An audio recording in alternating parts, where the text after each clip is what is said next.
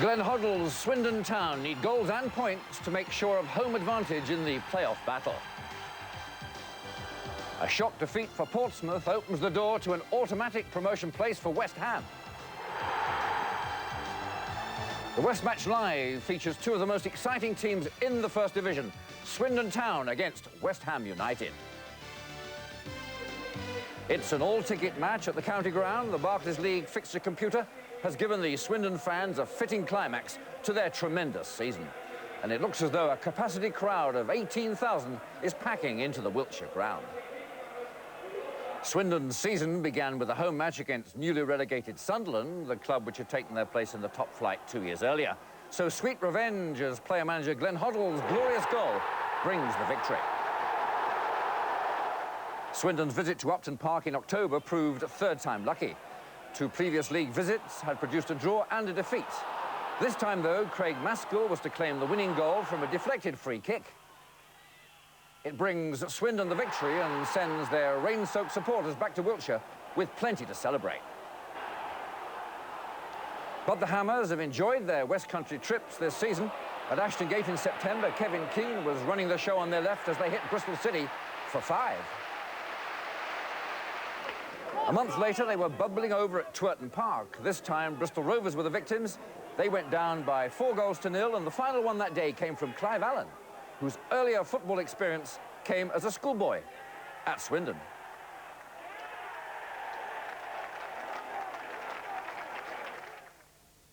Hello and a very warm welcome to the West Match Live, and what a game it promises to be. Well, with me, as usual, Mark Lawrenson, the former Liverpool and Republic of Ireland defender. Mark, from the look of your left shiner, that black eye there, you didn't defend yourself very well at the weekend playing for Morton. No, I was playing down the road, actually, Roger, at Almondsbury, and I caught somebody's elbow, but it was purely accidental. But it was worth it because we won 4-1. I nearly forgot the score there for a moment. OK, you won the game, but moving on to the big one, are Swindon going to win this one? I don't think they will, no, and I don't want to put the kiss of death against them, but I believe West Ham are a very, very good side, and they've got a great deal to play for after Portsmouth's result yesterday. Well, we shall see. Certainly a cracker coming up, and there's lots of other great football to come too. The goals from another 10 First Division matches played yesterday, including highlights of Bristol City at Leicester and Bristol Rovers at home against Birmingham City.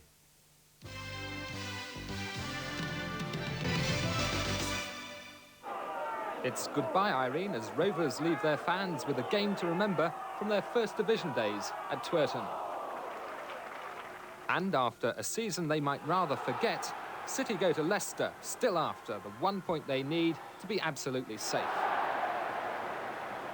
But together with the big crowd behind me now, for the next couple of hours, we're concentrating on life at the top of the First Division. West Ham still in with a chance now of automatic promotion. Swindon know they're in the playoffs and will have to play either Leicester or Tranmere in the semi-finals. Let's see how Leicester and Tranmere looked yesterday.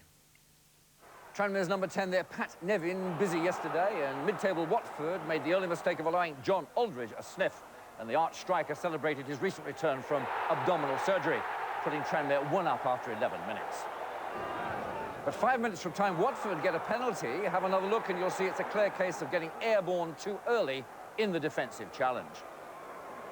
Jason Drysdale equalises for Watford from the spot. But then in the last minute, a Tranmere penalty. It's Nevin being nudged. We'll have another look. He does get a nudge there, but watch the descent. It doesn't lack theatre, does it? So Aldridge with his penalty trademark, and it's 3 vital points clinching Tranmere's place in the playoffs. Blue-shirted Leicester against Bristol City, regarded a home win as vital. Their last match next Sunday is at Newcastle, hardly a destination to seek points. Leicester were certainly busy, but they were never brilliant. So they promised goals, but they never quite delivered. So for the Midlands club, then 2 home points dropped rather than 1 game. And we'll have fuller highlights of that match at Fulber Street later this afternoon, a chance for City supporters to see their improving side. But first, let's have a look at that league table and check with Mark what's at stake this afternoon. Well, Mark, how do you see it, Sunshine? Well, I think the fact, as we mentioned, of Portsmouth losing yesterday, I mean, the prize, the ultimate prize for West Ham is automatic promotion. I mean, the fact that in places West Ham to Tranmere, they're all in the playoffs, Roger, but just to get out now in the back door, as it were, for West Ham would be great for them. And I think Swindon, as you say, they need to win. They've got 2 games left. They finish at Barnsley next Saturday. They want home advantage in the second leg of the playoffs, basically. OK, well, more from Mark as we go through the afternoon, but now it's time to hear the views of the two managers, Billy Bonds of West Ham and Glenn Hoddle, the Swindon player manager. We caught up with them at the county ground a short while ago. Glenn, Swindon have qualified, so presumably you're jockeying for the right playoff position now. Yeah, exactly that, Gary. Yeah, we've got to go for third or fourth place. It's possible for us if we beat West Ham today, and if we win the last game up at Barnsley and they come unstuck, then we can catch them as well. So third and fourth is the priority of the day. And explaining the reason for that is because you're away in the first leg of the playoffs, then. Exactly, yeah, and if it does go to extra time, obviously it's a big advantage to be at home. You've got a reputation in the latter part of the season of getting quite physical. Is this fair? I think it's totally unjustified. I think a few people are just having a dig at us for the sake of having a dig. We've always been a good footballing side. I think the teams that have played us since we've been criticised for that would vouch for that. We've mixed it with a little bit of competitiveness, which is the right thing. Any good side has got to compete, and I think the game today, two good footballing sides, but two teams that compete as well. Yeah, obviously a very important game for us. Portsmouth's result yesterday was a good result from our point of view, and it's thrown it all wide open again. You know, we said to the players 2 or 3 weeks ago before we played Brentford and Bristol Rovers at home that we had to keep plugging away because we felt that they had to slip up somewhere. I mean, the run they've had is incredible, and we felt they had to slip up somewhere, and they've done it yesterday. But obviously we've still got it all to do here today, but at least it's give us a chance again. Well, Mark, Billy Bonds there, another tough defender like yourself. How do you think he's going to play it this afternoon? I think obviously initially with caution, but it's funny when we talked to Glenn there, Roger, and he's saying that, you know, people have accused him of being over physical. If you look at West Ham's team, or probable team today, I mean, the likes of Speedy, Martin Allen, Julian Dix, there's going to be some tackles flying about, certainly from West Ham, and they've got everything to play for, as have Swindon. Yeah, you know, through my career, I've loved watching West Ham play. The West Ham method, first touch, good movement. They have changed a little bit, haven't they? Well, I think they've just added a bit of steel, haven't they? They've always been a team nice to play against, nice to watch, but occasionally you could catch them on a bad day for themselves and beat them quite easily. You could steamroller them, but certainly not anymore. And I think also that's what Glenn's done at Swindon. They are a nice team, but they can be physical in the nicest sense of the word. Now, it's going to be vital, of course, for Swindon this afternoon if they can get Paul Bodin on the field. There's been a lot of worry that this goal-scoring left full-back might not make it through an international injury. Yeah, there's a chance he won't play, and I would have imagined that Adrian Vivash would play in his place if he doesn't make it. And it would be a big blow for Swindon because the way they play the sweeper system is the best of all the 93 clubs in the whole league. And him getting forward and scoring goals has been an absolute bonus for Swindon this year. Yeah, maybe an occasion for Glenn Hoddle to come forward a bit more than we've been seeing him? Well, hopefully, yeah, and the fact that he can come forward from being protected by his two central defenders certainly does help, but I think Mr. Speedy will give him a torrid time this afternoon, actually. OK, well, it's going to be an absolute football feast, I reckon. Whatever the result, should be really worth watching. Well, I tell you what now, it's time for us to join our commentary team for the West Match Live. From the county ground, then, Jim Smith, the very interested Portsmouth manager. But first, commentator Brian Moore. And good afternoon to you from the county ground at Swindon. Certainly a bright day here, but a bit of a blustery wind, a well-grassed pitch, and there's no doubt that there is plenty at stake here this afternoon in the battle for places into the Premier League. Let's first take a check on the two teams, though, starting with the Swindon side, and a change forced on their defence where Paul Bodin was injured playing for Wales in Czechoslovakia on Wednesday. Swindon's player of the year replaced at left-back then by Adrian Vivash. And in attack, the experienced Steve White gets the number 11 shirt with the top scorer Craig Maskell on the substitutes bench. So for Glenn Hoddle, Swindon's player-manager, a place in the playoffs assured for his team now. Glenn's been in charge here for 2 years. Now he faces perhaps the most important month of his reign. And for Trevor Morley and West Ham, today's objective quite clear. To win and win well, with the hope still of an automatic promotion place to the Premier League with Newcastle United. And Morley's 20 goals this season have certainly given West Ham their chance, and he's beaten off Flew to be here today. The West Ham side, they're without the powerful midfielder Martin Allen, who's injured. The calmer, probing skills of Ian Bishop take over. Otherwise, the usual West Ham team, except that on the substitutes bench today is striker Clive Allen, out since January with a calf injury, but I'm told he's sure to play a part somewhere today. Referee today is Terry Holbrook from the West Midlands. Good atmosphere, as you'd expect. 17,000 all-ticket crowd. Many of them have come down from East London to support West Ham. And alongside me, the Portsmouth manager, Jim Smith, who I imagine is probably a Swindon supporter for the day, Jim, eh? I am today. But I'm looking forward to the game, Brian. It's going to be very interesting. But obviously, if Swindon get a victory here today, that virtually ensures your place in the Premier League. Well, after yesterday, I can't comment too much about that. We still need to win the last game. But if Swindon do win, we're in a super position. Yeah. Tell me what you think. I mean, Swindon's home record is so good. I think they've lost only 2 at home in the league this season. West Ham have been a disaster away from home in the last couple of months.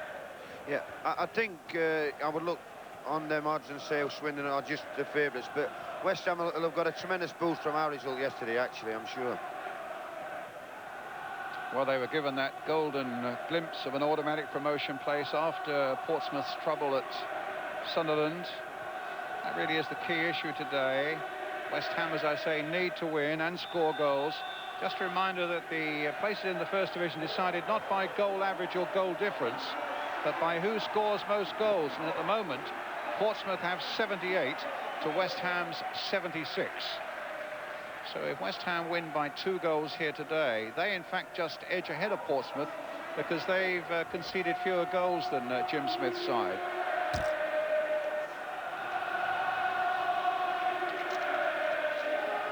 Certainly the breeze has blown up in the last half hour or so, and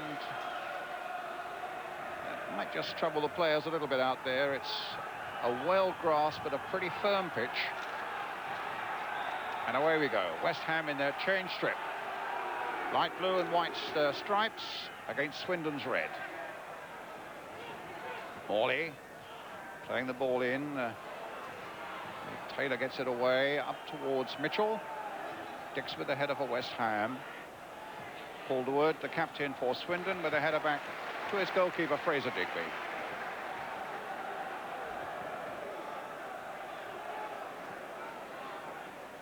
Calderwood again towards Mitchell, being shadowed by Dix. Ling wanting a bit of that action as well. Nicky Summerby, who's been converted to right back in recent weeks, to Hazard, the playmaker. Dispossessed though by Bishop, West Ham's real playmaker. Breaker getting the ball into Speedy.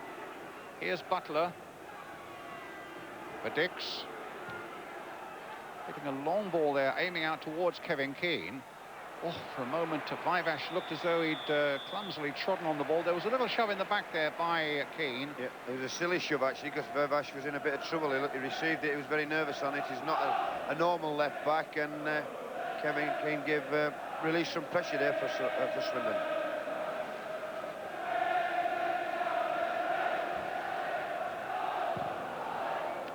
No disrespect to Adrian Vivash, but it is a blow for Swindon that is Vivash on the ball now. Swindon are without Paul Bodin, the Welsh international, who scored a real good collection of goals from that left-back position, including penalties for them. It's also their player of the year. White getting the ball back here. Here's Hazard. A lot of space on the right here for Summerby. Dix coming to close him down. Here's Butler for West Ham. And now Robson operating down this left flank with Keane away on the right. Trying to get the ball through to Speedy. Calderwood looked for a moment as though that might have been a slightly dangerous attempt at a back pass, but he managed it safely enough. Potts. Summerby. Dix, the feet were too high. Although he made a contact with the ball, to be fair to him, it's a free kick to Swindon. His feet were just a little bit too high. I mean, he was going for the ball. He was just aggressive attacking the ball, but his feet was a little bit too high. And it's a good situation for Swindon here. Hoddle and Hazard behind it. It's going to be Hoddle now, floating the ball in on the far side. But a goal kick for West Ham. Once again, Sean Taylor was right up there, foremost among them. Hoddle's free kick. Yeah, the lane for Sean Taylor. He's got quite a few goals off set plays with Hoddle taking them. In fact, Swindon have that little advantage in the air if you look at the size of the players, and it could be important for Swindon. Yes, very important for West Ham that Tony Gale wins a fair number of balls in the air. Steve Potts is only something like 5'8" alongside him in the central defence. Mind you, McCloskey at 6'4" should offer something in goal. Bishop playing it through, Morley knocking it down, Keane playing it on to the right-hand side where Breaker is always ready to come forward. Cross in there towards Speedy, beaten away by Vivash, but in the end it comes off Keane for the goal kick. It's a strong feature of West Ham's play. The fullbacks getting forward, and Breaker will go all day long. He does a tremendous job up and down that line.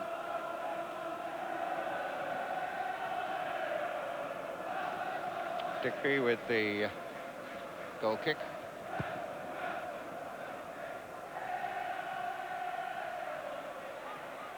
Dix.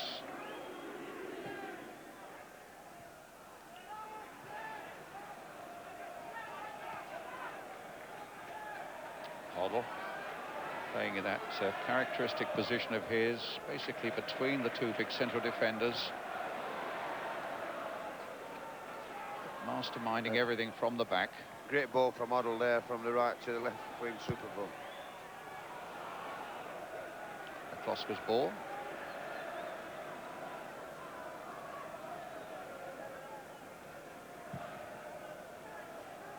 It's Hoddle again, didn't get hold of that one though. Taylor gets it back.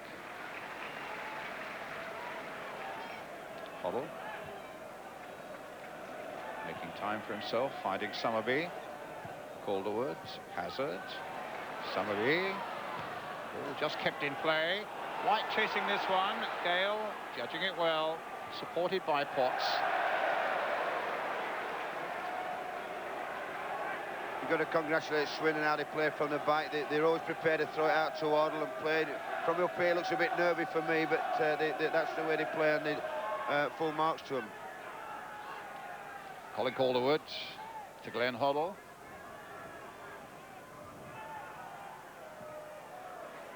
Dix cutting this one out. Holding off Summerby, finding Robson. Morley, well controlled. Robson again, is a chirpy little character. Dix spreading it wide to his fellow fullback, Tim Breaker. Gale hitting it forward towards Keane. Breaker stayed down. Keane certainly in a rich vein of form at the moment. You may remember that twice recently when we've covered West Ham games, he's finished up man of the match. Breaker with the throw. Kevin Keane again. Another West Ham throw.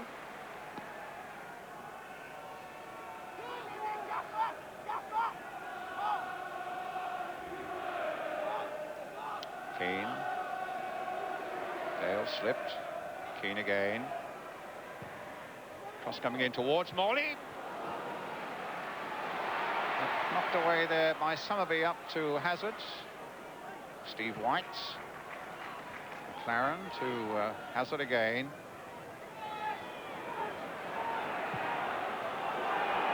Mitchell chasing. And Potts getting in well. Good combination there between the two central defenders for West Ham. Gale for a moment looked to be in trouble. Was rescued by Steve Potts. Bishop.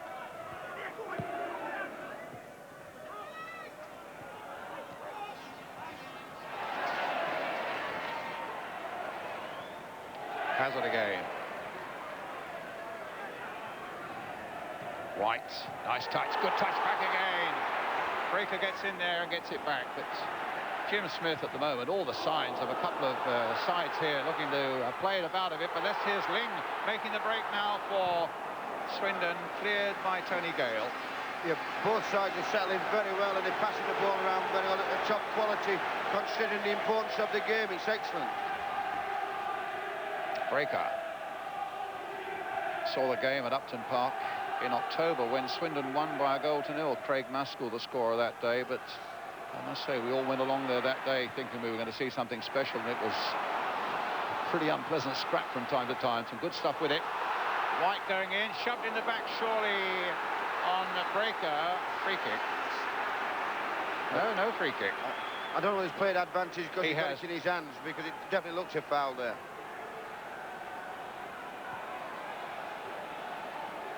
Bishop. Hit towards Morley. Bishop again. Play for Dix.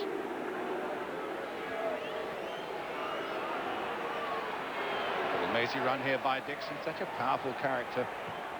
So hard to shake off that ball. Breaker joining in, taking that ball from Ian Bishop. Breaker's cross towards Speedy. Summerby gets it away. It's a foul by Speedy. There's a good ball in there from Breaker, and he's getting a lot of room down that side. But obviously Swindon don't play with wingers. They want the fullbacks to push, and boarding is more natural to go. And I think Vivash, being a natural defender, is a bit frightened to go forward onto Breaker, and that will be a lot of balls will come in from there.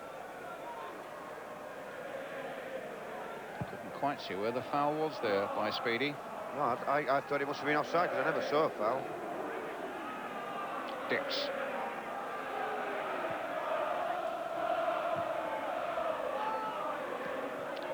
Mitchell. McLaren.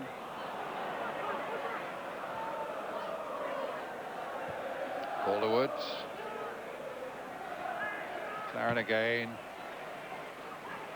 Robson just about bounced off him then. Keane.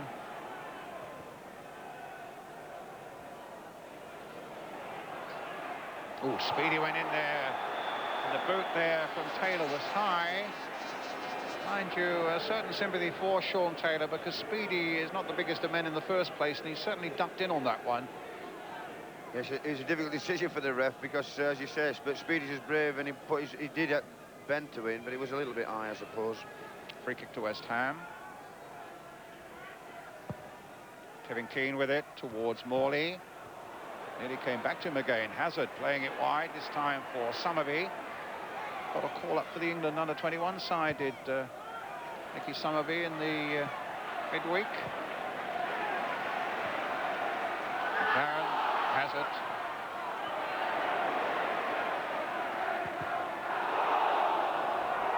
Oh, they claim handball, the Swindon fans. Referee Terry Holbrook thought otherwise. Good control there by Robson. Picked up nicely there by Butler. Here's Morley. That's a throw to Swindon.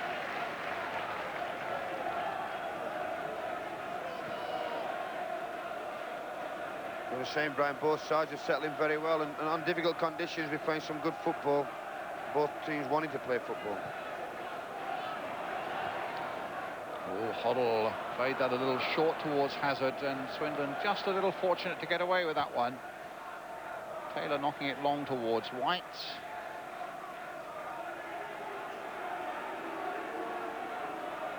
Julian Dix for West Ham, still 0-0 here at the county ground between Swindon Town and West Ham.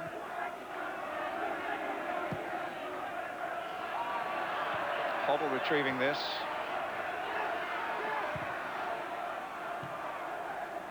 Ling's head up. Foul by Butler.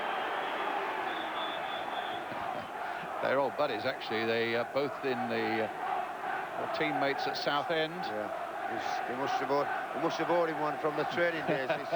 It's give him a clip round the ears.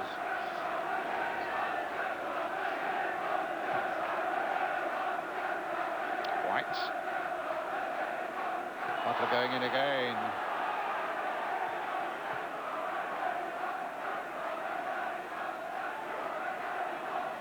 And Ian Bishop trying to restore a bit of order from an untidy little sequence there with a long ball that's got Morley chasing.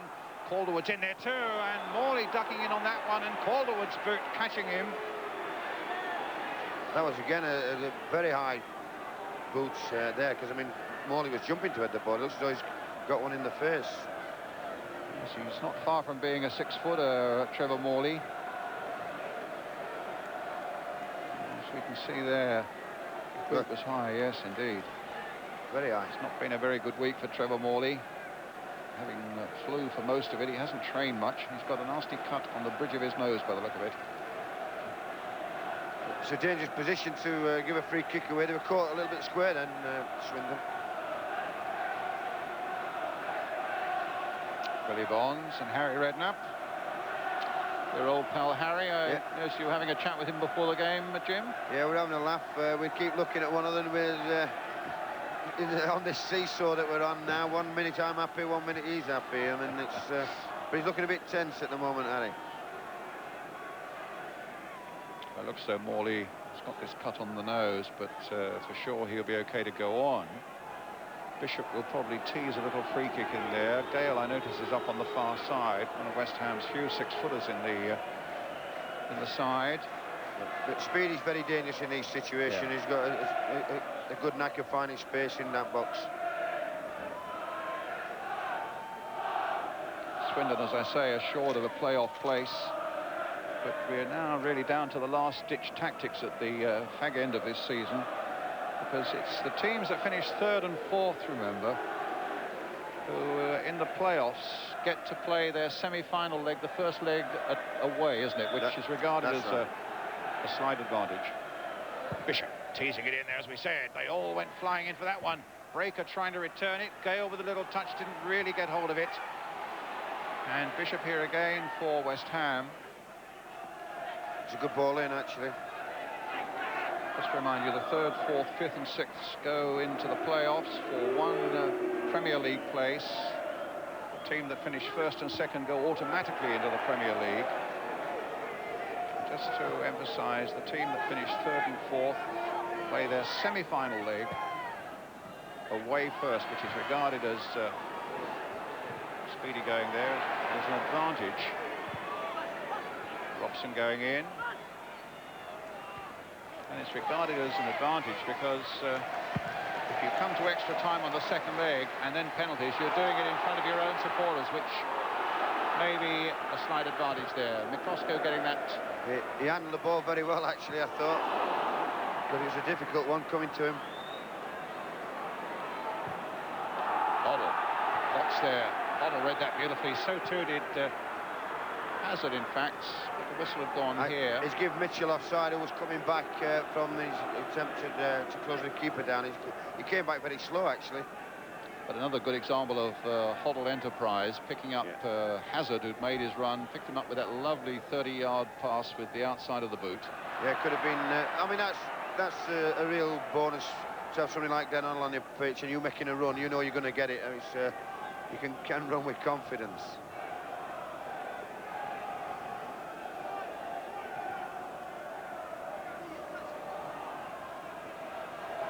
A little chat with Brian Marwood, who's one of the Swindon subs today before the game, and goodness knows Brian's been around a few clubs and a few managers and trainers, but he said Hoddle is an absolute inspiration on the training field. The things he does still is mind-blowing. I can imagine. I mean, when you see top quality players perform, particularly in training, they make the ball talk, and I'd like to go and see him myself.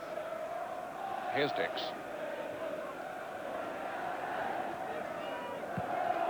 Robson to Julian Dix, turning inside and away from Steve White. Here's Breaker.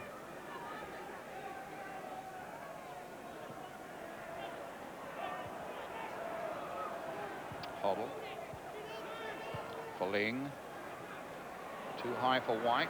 And it shows you how lively the pitch is. Stevie Potts. Bishop.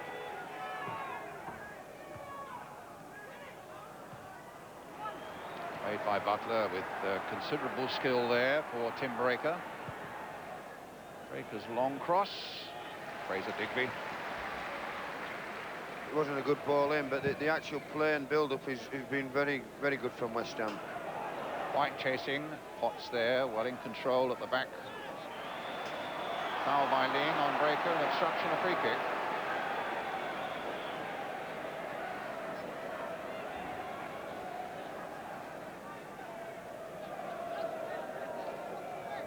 John Gorman, who's Glenn Hoddle's right-hand man here at Swindon.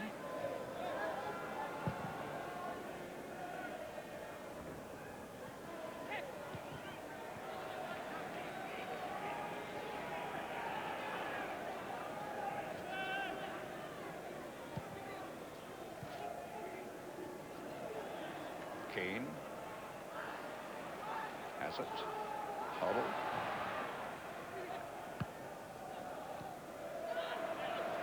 Mitchell. That's super play by Swindon there to get out in that tight area. Now let's see what Ling can do with it. He's got Somerby storming up this right-hand side. Taking on Dix.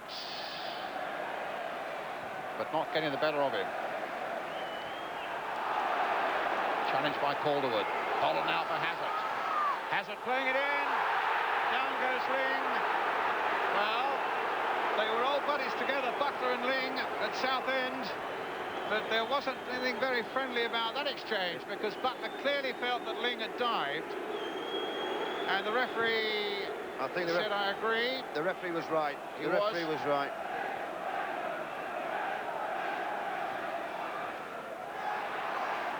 In fact, so far the referee's done very well. Yeah. He's kept it moving well, Jim. Very good, very good. McLaren playing it in towards White.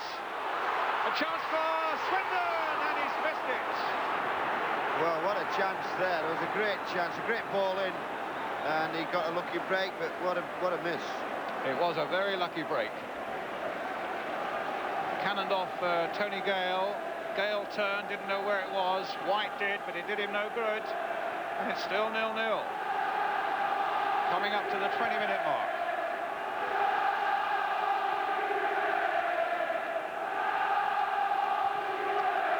Vivash. White. McLaren. Hazard. Hoddle. West Ham get it back again. A free kick for the foul on Kevin Keane. Here's Peter Butler. Dix with a long slanting ball. I doubt that Speedy will keep that in. Well, he did, but Vivash put it out. It's a throw. Speedy again. Ling getting back there. Taylor getting it away. Again up towards Steve White.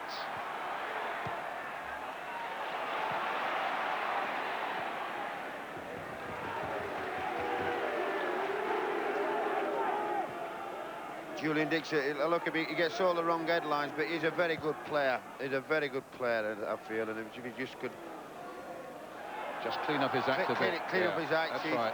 He's a top quality player.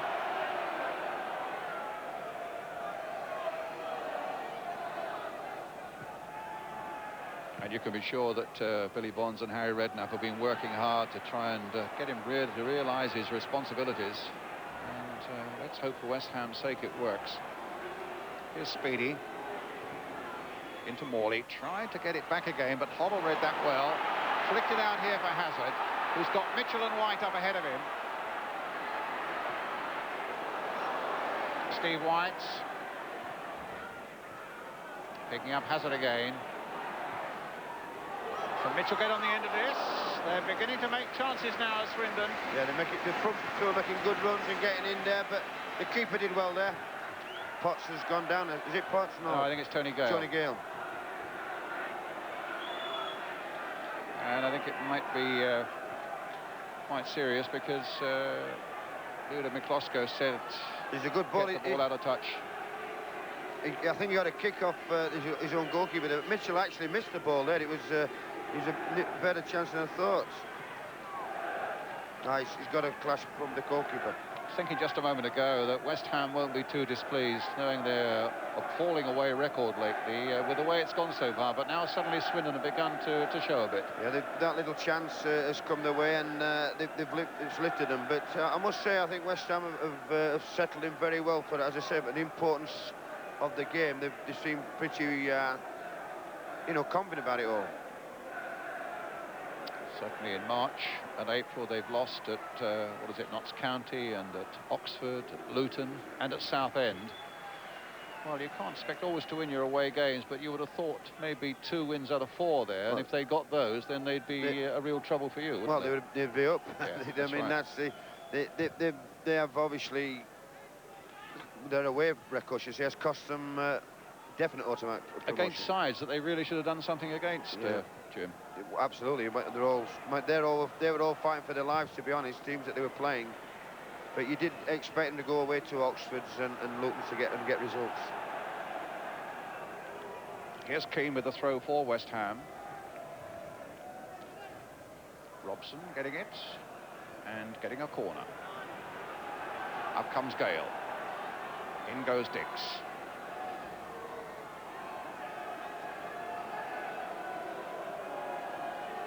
They'll be looking for Keane to deliver a good telling corner here. Still 0-0. Played in towards Tony Gale, but Gale was beaten in the air by Taylor. Keane again, crossing it deep towards Morley. And Bishop's header, not nearly enough purchase on it to trouble Fraser Digby. It was a good ball in, actually, to the far post. Morley did well. I think Bishop had a bit more time than he thought.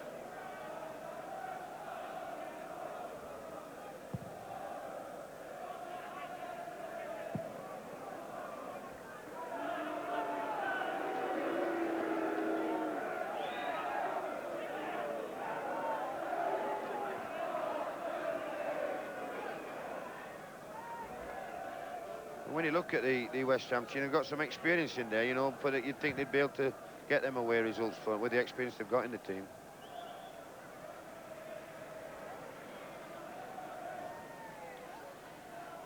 But you know what they say, then like my dreams, they fade and die. It's the old... if you're a West Ham fan over the years, you'll know all about that, Jim.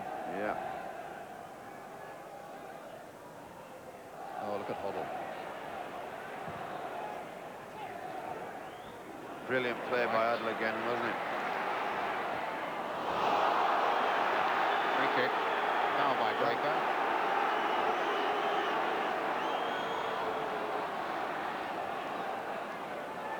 That looked a bad one, Brian. It's Five-Ash, isn't it? Yeah. Both with their feet rather high, but it's Five-Ash who came off second best, and the referee in fact talking to Tim Breaker. I don't know whether this is a yellow card or not. No, it's not. It's a stern warning. I don't think it was intentional. I think they both went for the ball, and he's just a bit unlucky that he came off worse. Let's go across to Gary Newborn. John, you had a very good chance early on. Are you getting more into the match now? Yeah, we're playing well. It's a good game, actually, nice and open. Certainly a certain amount of concern on the bench there as to whether the young left back can go on, but he can. Swindon boy, 23 years old. And the hazard is with the free kick for Swindon Town. Floated towards Mitchell. McCloskey went for it, didn't get hold of it. Calderwood trying to finish it off and just knocking it over the top of the West Ham crossbar. Goal kick. He came a long way for that and didn't get it, and he could have, if it had felt any bit easier for someone, he'd have been in trouble, but he got away with it.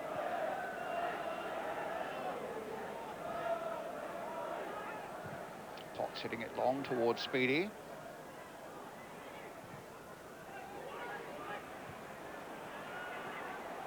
Bishop going in with Hoddle. Falls for Butler. The Sun returns again to Wiltshire. Keane trying to get it forward for Speedy. Morley taking it up, trying to find his way through, but it's Hoddle who comes away with it. And a ball up to Mitchell. Being policed here by Gale. Again, you see the Hoddle coming out, the quality of the man. He's hardly wasted a ball this afternoon. McLaren. Here comes Dix. Driving forward through those midfield areas for West Ham. Kane picking up Keane on the far side. Breaker going ahead of the West Ham number 11. Dix. Now can he get Robson in here? Calderwood to deal with and gets a corner. That's a good ball from Dix again, in a tight situation, good ball. Sides. Free kick. And Swindon about to make a substitution. Now the left back, Vivash, has got to go off.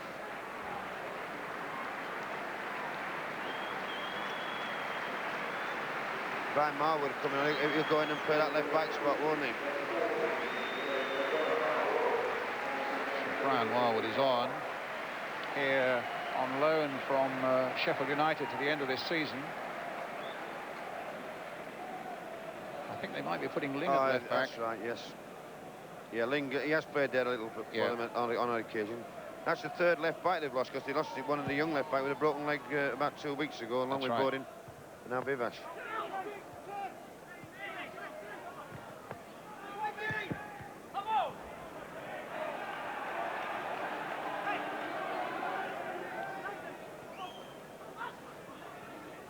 Robson.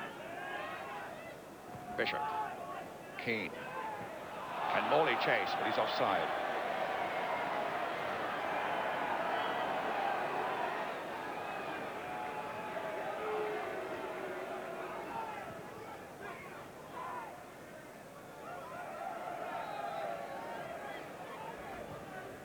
Here's Marwood. Getting it back again. Good ball delivered there by McLaren for Marwood. A mistake there by Potts for a moment. Breaker retrieves the situation for West Ham, finds Peter Butler with it. Here's Dix. Mitchell's after him. Oh, there's a few elbows flying there. And in goes Hazard to win it. The ball stays in play. I thought it might have been a bit of a flare up there, Brian, when Mitchell and Dix was coming down that line. But again, the referee's acting very sensible about it all, not making too much of it. Great ball by Bishop. Knocked in there by Keane for Breaker. Taylor breaks it up, though, for Swindon. Marwood. Cut out this time by Butler. Keane takes it up for West Ham. Speedy trying to get on the end of this. Succeeds in doing so. Now, what about a cross? Keane knocking it on. Morley can't get to it. Here's Butler to tidy up those pieces again, but this is easy for Digby. Speedy's did quite well there. Good ball in. It was he's looking quicker this afternoon, Brian. We keep thinking he's not going to get there, and he does. Well, he scored 3 very important goals for West Ham so far since his arrival on loan from Southampton. West Ham, his 4th club this season. Potts knocked back by Bishop. That's a poor clearance by McCloskey. I was just going to say they got every confidence in giving it back to him, but it was a poor kick out then. But he does seem to handle the ball quite well at feet. Potts forward to Speedy. Tries to get it for Bishop. Just nicks in there in time. Finds Dix. Here's Robson.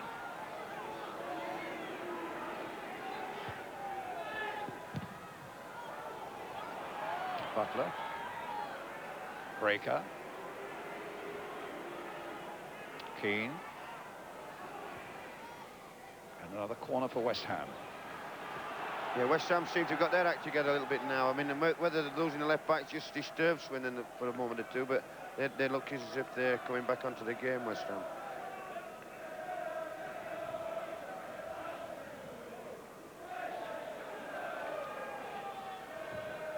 Keane with the corner. Dix couldn't get his head to that one, so it's Marwood bringing it away for Swindon.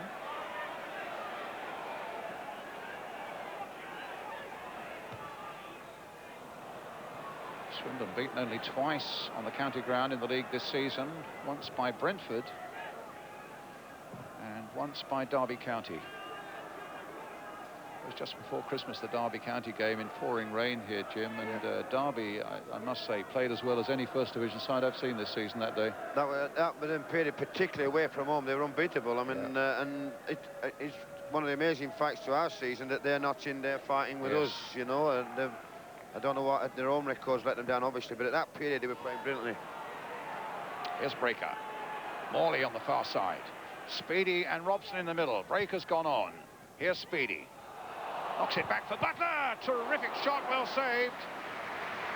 It was straight at Digby, but it was struck with such venom by Peter Butler after another excellent West Ham move. Yeah, good play again by West Ham. They're playing very well. I must say they're playing with a lot of confidence. Look a little bit shaky at the back, but when they're going forward, they look very, very dangerous.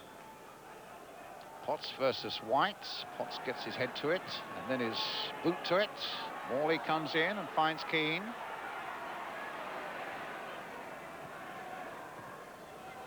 And Butler's given that away. Ling takes it up. White in the middle, Mitchell in the middle. Here's Marwood. McLaren. Oh, well headed though by Dix. Judged that well. Guided it nicely into the path of Mark Robson. Bishop. I think Summerby will get to that one. I've been impressed by young Summerby. He's a winger, but he looks to sit slotted into that right back spot very well. White with Mitchell waiting in the middle. Could be problems here for West Ham. Hoddle.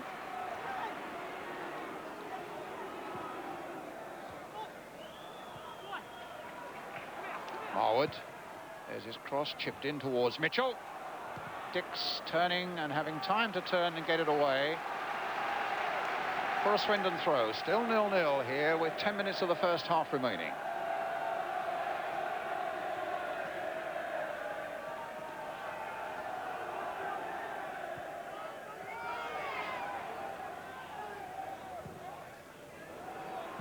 McClosker's ball.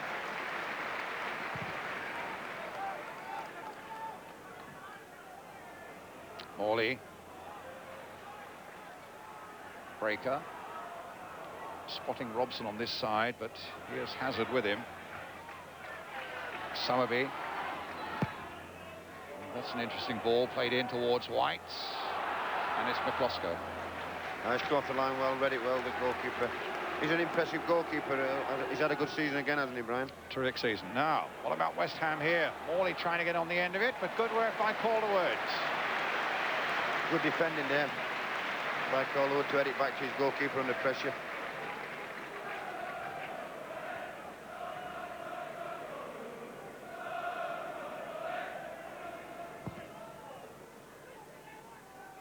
Potts versus White. Again, Potts judged it.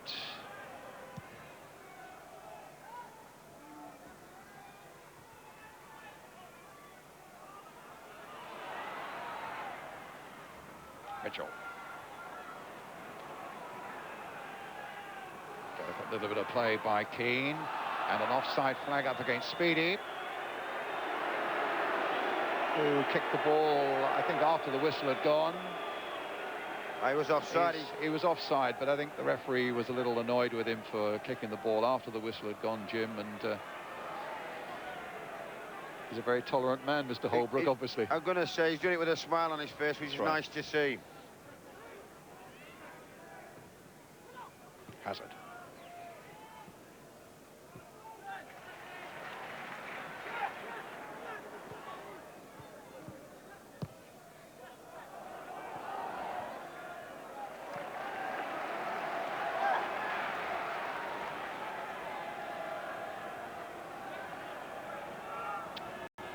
Hoddle.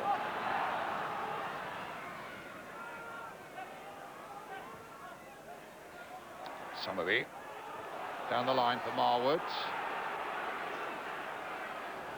An area down those flanks that Brian Marwood knows well. This is throw for Mitchell. And a goal kick.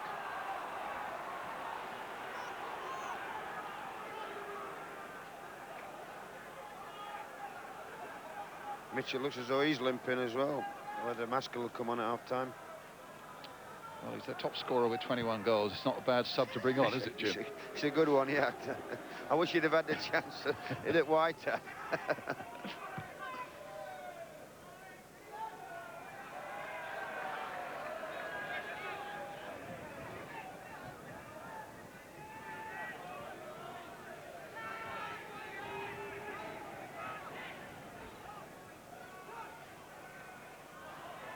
Butler.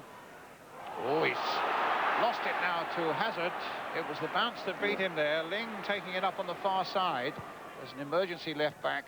Good challenge by Potts. Excellent challenge there against White. Butler again forced into a quick clearance and hits it straight at Summerby. Here's Hoddle. Could cause some trouble here as he slants that ball in towards Steve White. Potts reaches for it and can't get it. Butler's getting back there to help out. He did an excellent job for West Ham and finds Kevin Keane. Bishop towards Speedy.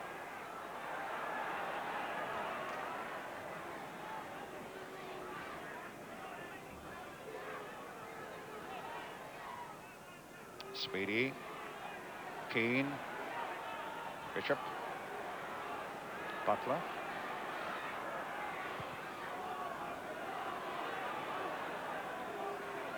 It's Tony Gale.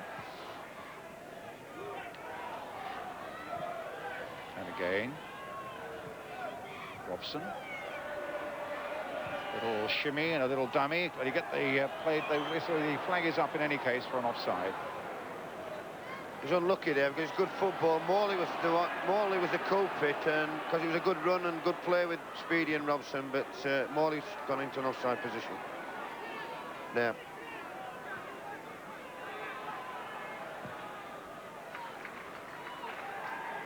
In the meantime, Ling on the far side for Swindon Town. Ross McLaren. To Marwood. Ling again. Hoddle.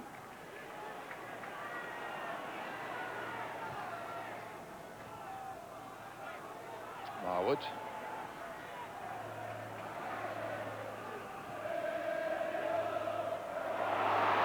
Mitchell getting away just for a moment from Gale. But Morley right back there supporting his defence. Robson. Now Morley getting forward, but too much of that shown to the defender. Butler to Dix. In for Robson. Summerby. Marwood. Cut out by Keane. Robson. Keane on this side now. Speedy up alongside him. Calderwood there again for Swindon. A nasty bounce, almost upsetting McLaren there. But gets away and finds Hoddle. Perfectly into the path of Marwood. Ling away on the left for Swindon. 4 minutes to go to half-time. Still 0-0. McLaren. Not forward towards Mitchell. Gale got the better of him. Speedy now to Keane.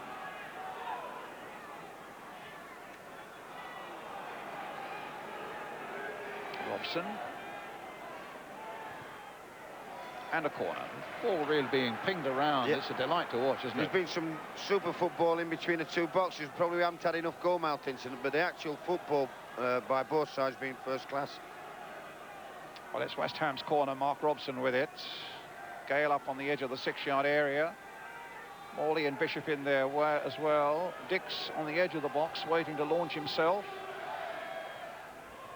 Didn't quite get to it, though. And McLaren puts it away to safety for Swindon.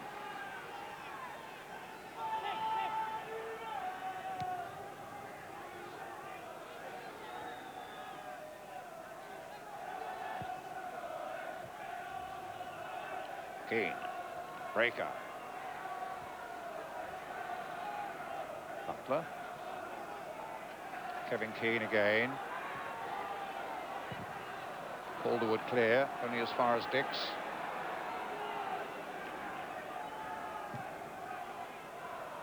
And an offside flag against Robson. Unhappy with the linesman's flag. I thought it was a harsh decision myself, looking at it, because another good ball from Dix, and I thought he was going to get him behind.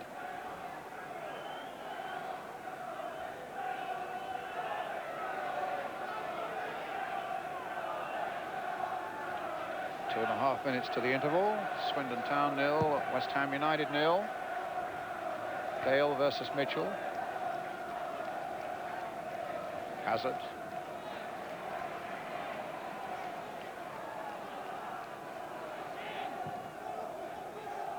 Bishop's header. Hazard again.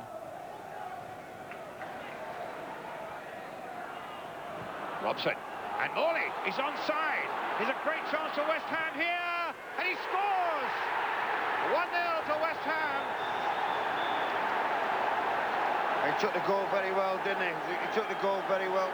They tried to play him offside and he wasn't. Good finishing here. A lot of power in that running. Very positive indeed. And high beyond the reach of Fraser Digby into the back of the net. 1-0.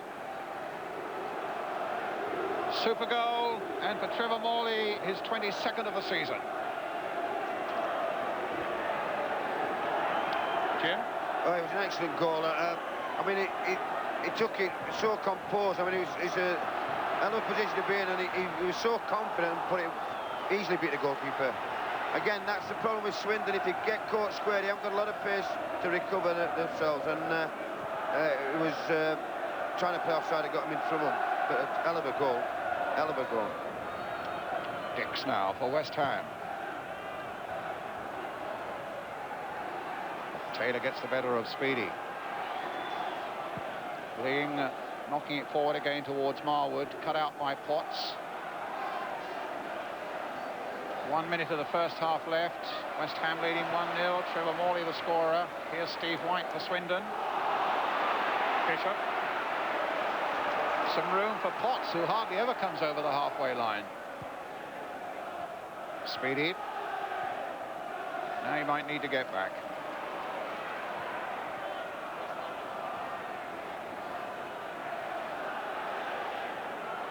McLaren.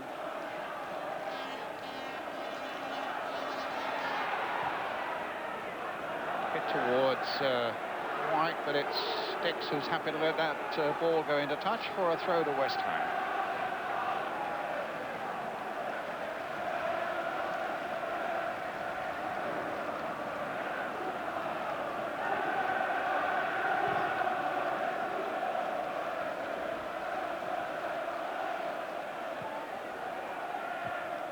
Out of play for a West Ham throw. Looking back at that goal again, Jim, did you think there was an element of offside about it, or were you happy with the last? No, I don't think he was offside at all. I thought it was a great run. He made it. The run was right. They stopped thinking he was offside, but he definitely wasn't, in my opinion. Robson. He's gone past his man. What about a cross here now towards Morley again? No, Calder would equal to that one. Helped on by Hazard. Breaker playing it in once more towards Morley, but too high this time, and it'll be Nicky Summerby gets it up to Brian Marwood.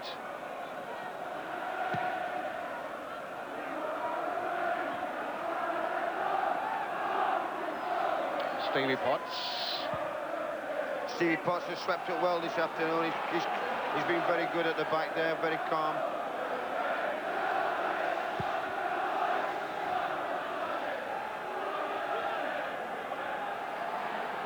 McLaren. And a free kick given to Swindon. The foul by Peter Butler on Brian Marwood, just outside the West Ham penalty area. It's a real danger sign here now as Hoddle takes up his position just outside the box. Picking up the ball now. Hazard there too. Taylor's on the far side will certainly need some watching. So too will a 6-footer Mitchell. West Ham looking to preserve this goal lead to take in at half-time. It's Hoddle with the free kick. It's floated in and knocked away by Speedy. Summerby as the half-time whistle goes. And certainly no shortage of class in this first half, this crucial game at the top of the First Division of the Barclays League. And just one goal in it scored just before half-time by Trevor Morley. Half-time then at the County Ground in Swindon. It's Swindon Town 0, West Ham 1. John Gorman, defensive mix-up led to that goal. Bad goal, wasn't it? I mean, right, a bad time, minute and a half to go before half-time. We lost possession and they broke from halfway line. We looked to play offside and Fraser was a bit indecisive. It's a very bad goal for us to lose. They took it well, but to be honest, they've only had that one chance and a good shot earlier on. We've had a couple of good chances and didn't put them away. But we'll be all right second half. We'll go all out now and have a real go at them, and hopefully we'll pull it back and get a good victory here. Thank you, John. Thank you. And they have pulled back from that sort of situation before. Back in a moment for Mark Laurison's half-time thoughts and a look at the best of the action. Stay with us. We'll be back. And Morley is onside with a great shot to West Ham here, and he scores! 1-0 for West Ham. Think about how your you'll spend your life. 24.5 years sleeping. 3.1 years eating. 1.7 years at weddings.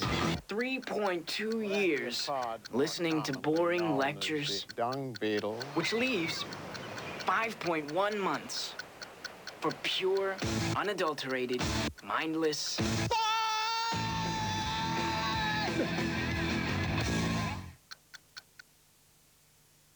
Dr. Patel to reception, please. Dr. Patel to reception. Dad! Oh, to what I owe the pleasure. I'm here with Maria and the Nipper for holiday jams. I know, you must have booked into a dodgy old campsite. No, the Gambia, actually. The Gambia? Oh, what was that for? See if you're made of money. We saved for it. Saved? You? Money used to run through your hands quicker than lax did through your Aunt Maud. You hated saving. No, Maria got me into it. It's an Abbey National thing, an instant saver account. It's looked after us for years. Know how it feels. We get great rates, and because we save with them, we get the chance to win a car. Now that I could do with. Hi. Come along now, young man. It was hoisting the battery out of your mother's old banger brought my trouble on again. Oh, I am sorry. You will be. It's hereditary. Abbey National, the habit of a lifetime. Oh, yeah. I love my new Escort 1.6 LX. I adore the responsive 16-valve engine. The power steering's fantastic. And the anti-theft alarm's useful. The sound system's great, too. Not to mention electric windows and all the other equipment. All for under £10,500 from the Wales and West Ford dealers. I just wish I got to drive it now and again. Thanks, Dad. Wales and West Ford dealers.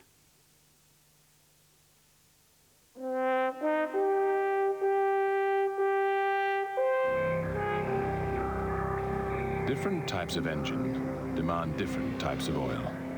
Castrol has developed 4 specialist oils, from simple mineral to fully synthetic, that will cool, clean, and protect every engine. So whatever car you drive, Castrol has the oil. Castrol, the liquid engineers. This bank holiday, Texas Tom's opening up his greatest patio range ever. Tables, chairs, sun loungers, parasols, and great prices. Like Quattro, just $24.95, the table and all 4 chairs. It's got to be Texas this bank holiday.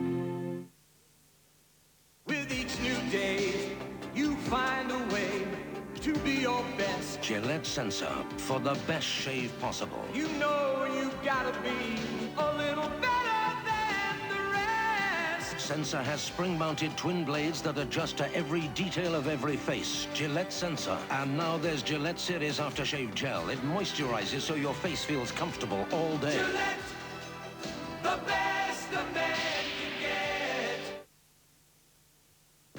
The Leeks Kitchen Offer of the Year is now on. Don't miss it. You got it at Leeks, the out-of-town department store.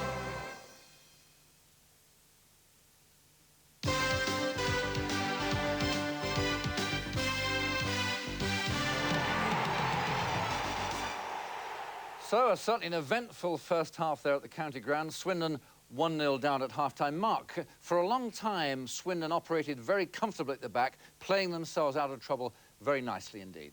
Yeah, I think Hoddle was the main instigator of that, Roger, wasn't he? He was even prepared as the last man to take the opposition on, find his men. They play some lovely stuff, don't they? The thing about it is they're all very, very comfortable on the ball. And if you know you're going to get the pass, you're going to receive it, you can afford to come off, you can drop deep, you can get passes, you can run with the ball. And it's all good stuff. Ling does well here. He's probably one of the best runners with the ball that Swindon have. Summerby's pushing forward again. Unfortunately, I think Dick's just too strong for him. But it just shows you can pass the ball out of defence. It is possible. I think this is the penalty incident, or what they thought was the penalty incident, but it wasn't. When we see it in the slow-mo again, Butler's got his hands up, hasn't he? And I think Ling's just playing for a penalty. And the referee was also in a great position as well to decide. Now a chance coming up, though. Yeah. I think this is White's chance, isn't it? It's a long ball, and he got a bit of a lucky break there. Should have hit the target, shouldn't he? But fair play to McCluskey because he came out very, very early and he forced him to drag it wide. But you'd expect Whitey to score from there. Here we have it again. I think McLaren's ball in. And Gale couldn't really get out of the way, could he? And dropped beautifully for White, and he just ended up dragging it wide of the far post. That was the best chance of the game so far. Steve White in for his hustle and bustle, and it made him a chance, but he couldn't get his, what would have been his 10th goal of the season. Sure. And in fact, Swindon were to make the next chance through David Mitchell. Yeah, I think actually when it comes in, I don't think Mitchell realised he probably had a split second more, Roger, because what he's done, great ball in from Hazard, and he's got half a yard in front of his marker, and he really didn't make any connection, did he, when we see it again? But it was a good chance for them again. Yeah. And that was before, I mean, West Ham had even really had a sniff at goal. Yeah, my feeling is that if you miss chances against sides like West Ham, you are going to suffer for it. And I think Swindon will live to regret those two misses. Let's have a look then at the goal with which, in fact, they did punish Swindon. Well, as John Gorman said, I think West Ham won out in midfield. And Morley timed his run ever so well. And he's got a long time to think about this, you know, Roger. And he does ever, so it's a great finish. And John Gorman also said about the goalkeeper that he maybe thought he might have come out quicker, but he couldn't come out any further than where he came out. Here we have it again. I think he's coming to the end of his area, Digby. He can't come out anymore because if he brings Morley down, he'll get sent off. I think his positioning wasn't too bad. Morley's finish is great. Left foot as well. He's predominantly right-footed. You couldn't ask for any more than that. That's right. Here we have it again from behind the goal. How many cameras have we got there? Plenty. Certainly can't complain about the number of times we've shown that goal. Sorry about that, Swindon fans, but it was a well-taken goal. Swindon, for a long time, had been, you know, getting them offside nicely, but it's a dodgy business, isn't it? It is a dodgy game to play. You will get caught out eventually, but I think Swindon can take heart because the two forward players, Mitchell and White, they're both very quick, they're very strong, and I think if they start to play a bit longer, Swindon, they'll have a bit more joy. Turn West Ham around a bit at the back. Yeah, I quite agree. Back in a moment for the second half, Swindon against West Ham.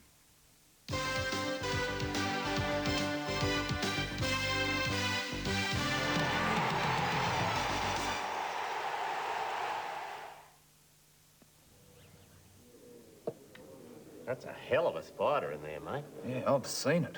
Question is, what drongo is going to be stupid enough to go in and flush it out? Anyone tell me where the toilet is, please? The dunny's 50 yards down on your right. Thanks. Should have let him in on it, Bill. Nah, you'll find out soon enough.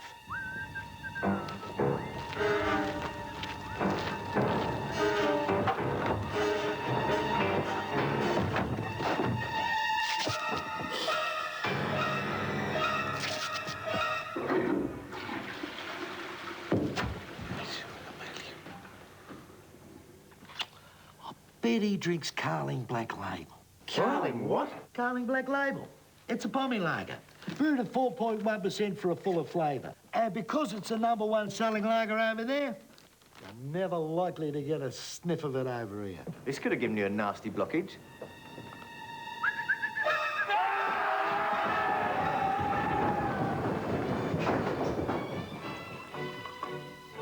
It's quiet now, isn't it?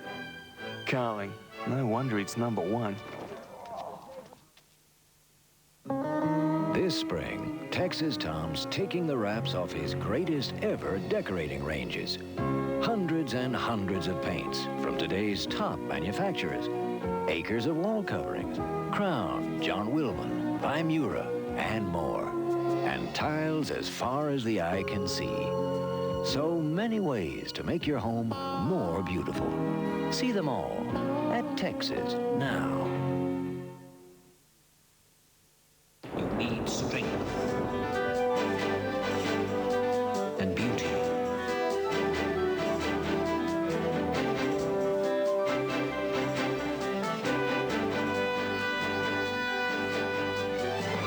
You need energy, which must be harnessed to give you control. You want to be safer.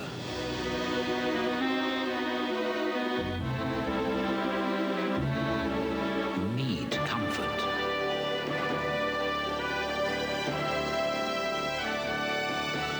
And you want to be in harmony with with your surroundings. Mondeo has it all. Beauty with inner strength. Mondeo from Ford. Oh, this is the life. Just the two of us. Excuse me. Couldn't give me a lift ashore, could you? Of course. Climb aboard. Coffee? Terrific. Nescafe. No mistaking coffee at its best. Thanks. Look, I'd like to return the favor. Why don't you join me on my boat tomorrow? The best days are Nescafe days. If your indigestion tablets taste chalky and gritty, try Remagel. They're soft, chewy, and minty. Remagel. They're chewy, not chalky.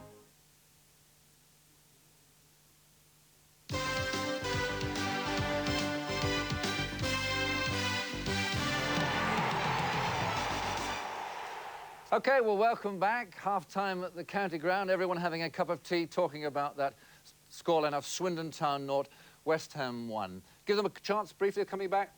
I think they've got a chance, Reggie. They've just got to start playing a bit longer, that's the thing.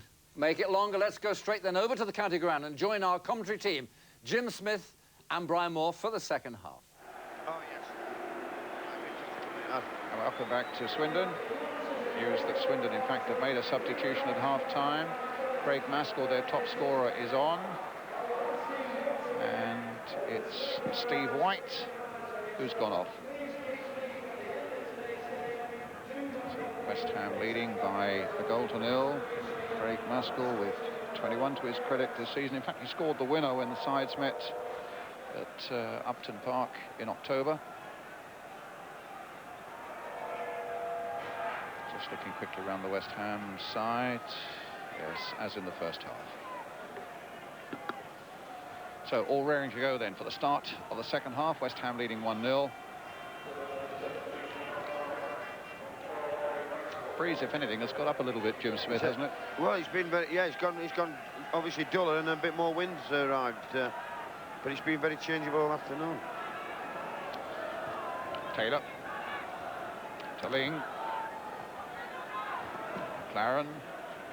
Hazard. Butler, a real little terrier, getting in there, just getting the ball away from Hazard. Marwood.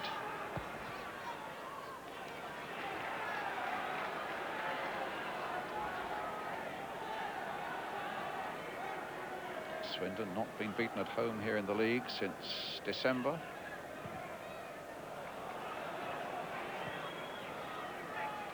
Ling. Just to remind you, if West Ham win, they go level on points with Portsmouth. Portsmouth, as it stands at the moment, West Ham just 1 goal to the good, remain in second place, 1 goal better off than West Ham. It's just goals scored that count. It's definitely going to be a cliffhanger, I think, Brian. It's going to go all the way to the wire, as we've always said. It's amazing. After 46 games, you have to rely on the last game. Right. And you're at home to Grimsby. It's home to Grimsby, yeah. And West Ham are at home to Cambridge.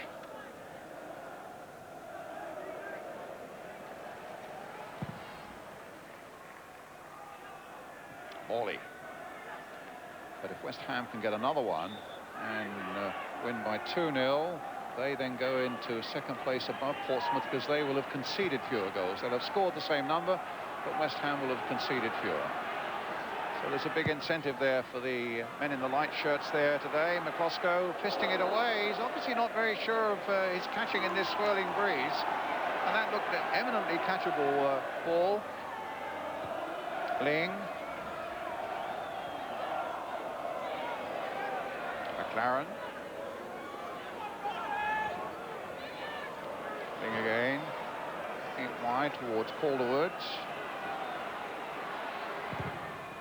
Charged down by Dix. Bottle trying to keep it going for Swindon, looking for Mitchell there. Mitchell gets the header in, and down goes McCloskey. He's lost it, but he's got it back again. Just as Hazard came in. Yeah, looks a little bit unsure there on the, I don't know, the cross that came in upset him, because he pokes at that and then he's just shot the cross again. He's had a really good season, but today, the big Czech goalkeeper, Ludo Mikloško, just looking that little bit nervous and unsure of himself. Well, it's difficult conditions for a goalkeeper today because of swirling wind, you know. Maskell gets the ball to Summerby. Down he goes. West Ham claim a dive. Robson says so, but referee says no. It's a free kick for the home side. This is the header back. Maskell had just gone in too far. He's let it go. If he'd have hung out a bit, he'd have been in on that.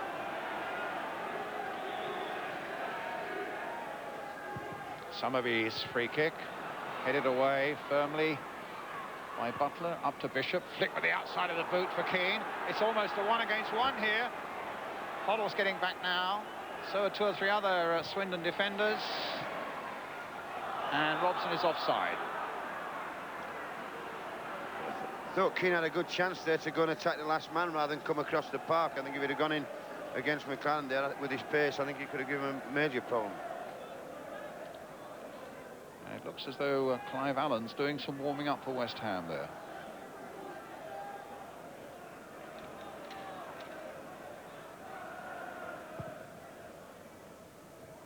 Up to Mitchell, the ball hanging in the air there. Caught on the breeze. Breaker heading it forward.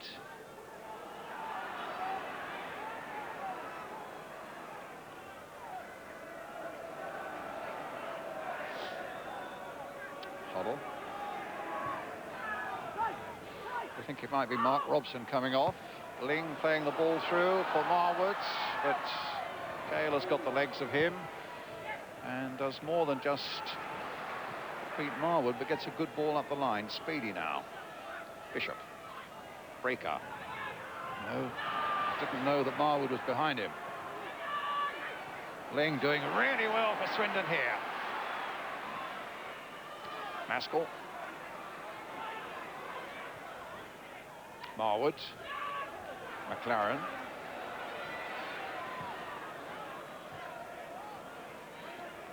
Hazard. Putting it wide for Summerby.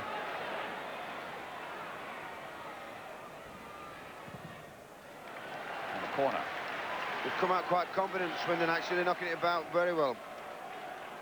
No, it's a throw, I beg your pardon.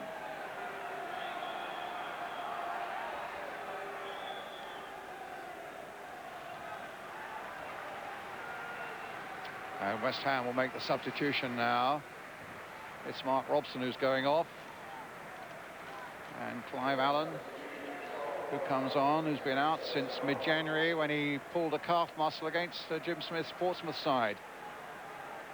Since then, he's only had about 4 or 5 days training, I'm told, and 1 reserve game, and that's against Fulham, where he scored not unnaturally. He's always likely to score a goal.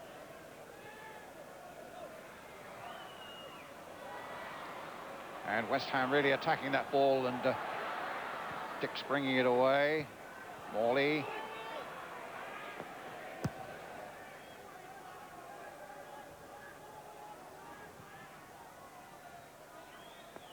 Gale.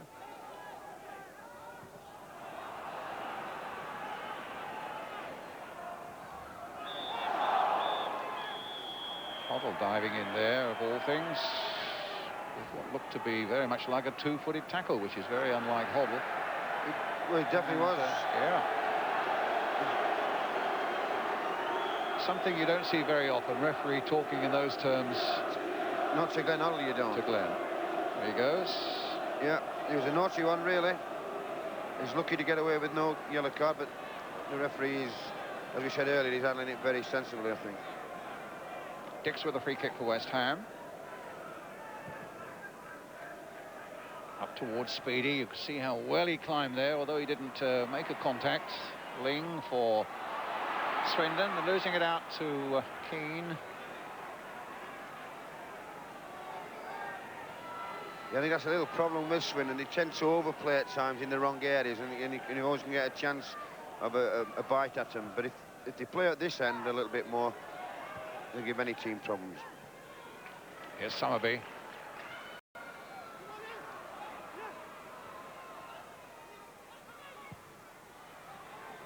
Up to Clive Allen. Butler. Speedy. Keane, flicked on by him towards Allen.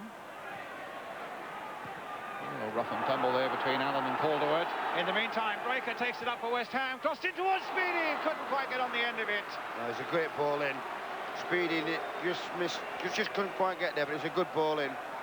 Hoddle's pushed himself into midfield, I see, and he's got McLaren at the back now. He obviously thinks he's got more creative potential than Ross McLaren.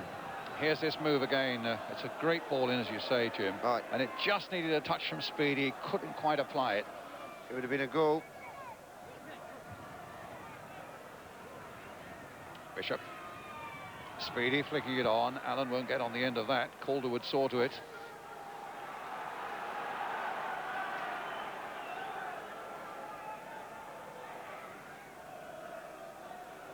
They've changed over again. McLaren's come back into midfield.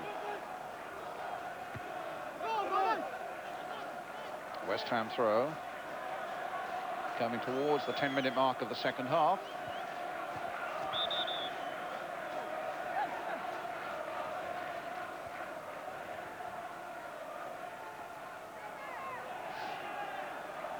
Dix with a throw.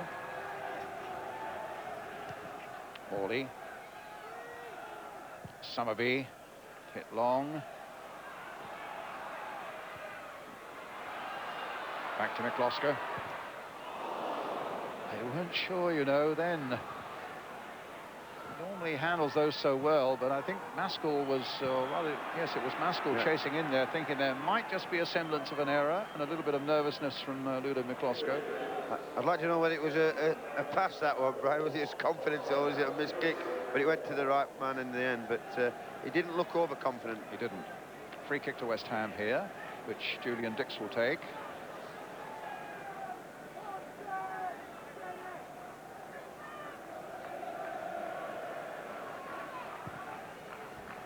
Down the line towards Morley.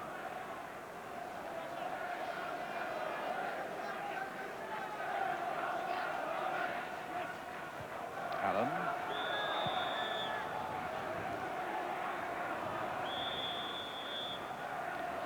Foul by Calderwood, but Clive Allen is having far too much to say for himself. Yeah, I don't know what he was doing there because he's got the foul. I don't Absolutely. see what he was on about.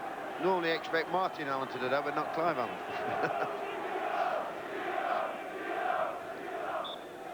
Well, here's West Ham's free kick. Kevin Keane.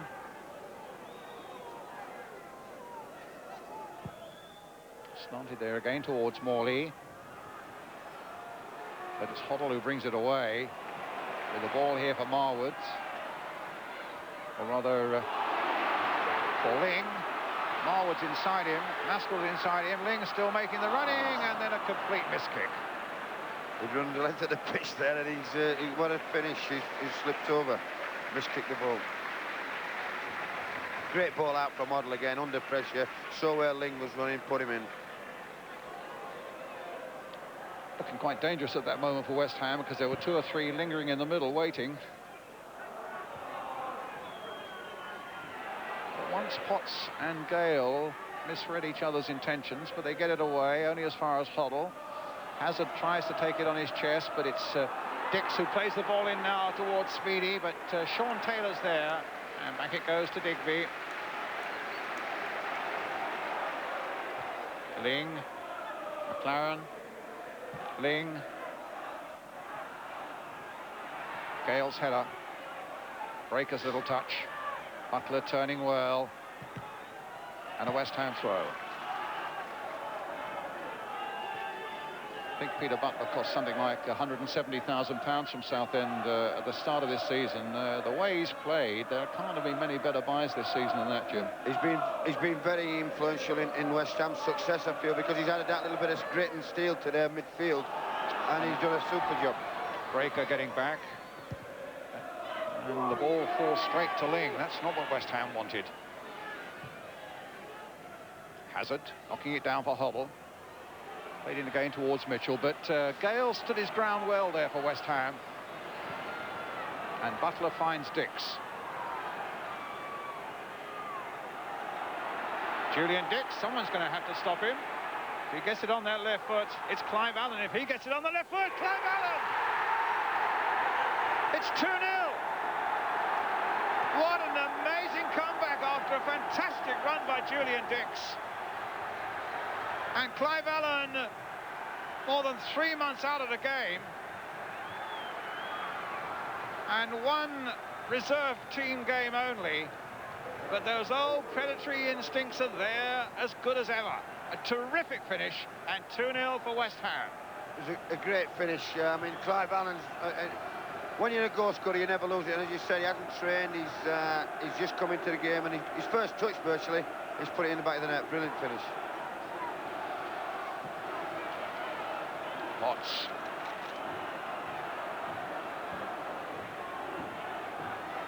Now Hazard.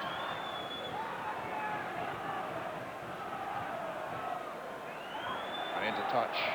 Well, Jim, that's not exactly what you wanted this afternoon. No, it's not. But it's what we do ourselves. I'm afraid it's not what West Ham done. It's what we've done ourselves. But I must give credit to West Ham. They've done the business to do and done it very well. As it stands at this particular moment, West Ham now have just gone into second place. Same number of points, that's if they win this 2-0, of course. Same number of points as Portsmouth. The same number of goals as Portsmouth. But at the moment, they have conceded fewer goals than Portsmouth. So they, at this precise moment, are in second place in the table. And the West Ham fans in the stand on the far side are on their feet. Swindon need a goal quickly, Brian, to make any game of this. They'll go under. They need a goal quickly. Well, here's Summerby for them. Looking for his front men. Gale, who's had a terrific game at the back once more. Here's Breaker. Speedy showed Breaker where he wanted it. Potts coming in. No. Bishop it was there, Brian. Bishop, I beg your pardon. They look very similar, actually, don't they, when they're out there. Now Bishop's had his hair cut. But for a moment I believed in any case that Potts was that far forward. Here's Wing. Claren. Wing. Butler picks it up again.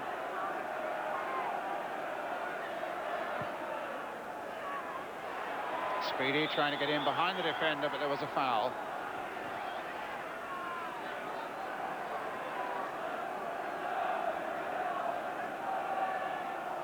McLaren to Hazard. Here's Maskell. Mitchell up alongside him. Ling down that left flank. Shadowed by Potts. It's with Hobble. Can he open the door? He's found Hazard. A little touch by him. Comes back again. Is he going to cross the line? It is! Well, Marwood made the shot, but Speedy, Hazard, was the one who finished it off. It was a good piece of football, excellent piece of football, but Ludo would be very upset, I would think, with his effort of saving that. It was a bad mistake by the goalkeeper. Technically, it's Hazard's goal. It hadn't crossed the line. I nearly ran on and put it in myself, Brian. But Swindon are right back in it. They needed that goal early, which will give them that little bit of, well, a big lift. Just emphasising again that it's not been Ludo McCloskey's day so far. He looks a little unsettled by the whole thing at the moment. He does, and that, if you look at the one when he goes through his hands there, he'll be very disappointed with that. Having said that, it was excellent football by Swindon. Lovely 1-2 with Hazard and Mitchell, and Marwood was in.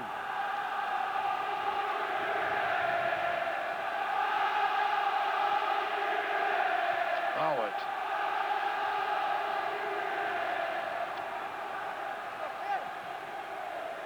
Hit long now towards Maskell. And a goal kick. The centre halves were caught sleeping there. He got in. It was Brecker that came all the way across to put him off, and it was nearly another golden chance for Maskell. A good chance.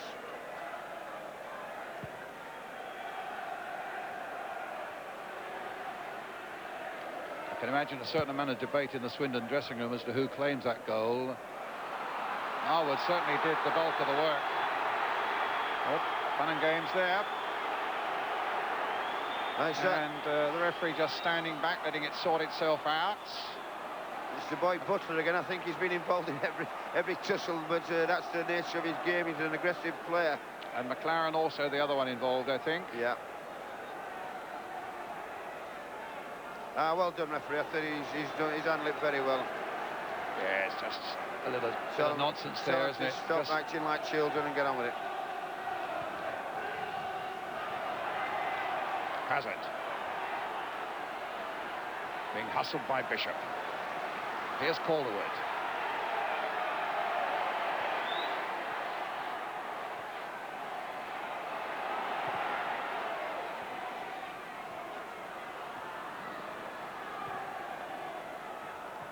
Allen on the far side. No, that won't go to a West Ham player. Sean Taylor's there for Swindon. And now McLaren. Allen there for this one, though, but Bishop didn't quite pick it up from him.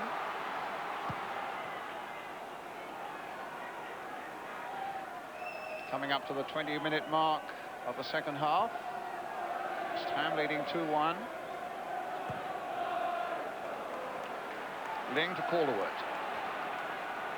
And now for Hoddle. A long ball. And it came off the head of Julian Dix. It was nearly another great ball from Hoddle. He just got there, Julian Dix. It would have been a fantastic ball to get it that distance to some of his feet, which he was telling him he was going to do. McLaren, a nice little touch again for Hoddle. Cut out by Potts this time. Up to Butler, turned on by him to Speedy. Bishop. Oh, delicate play there by Bishop. Breaker too. Keane. Little chip by him. That's a good ball played for Tim Breaker. In for Speedy. He let it go for Bishop. Now played for Morley on the far side. Now can Breaker get to this one? With difficulty.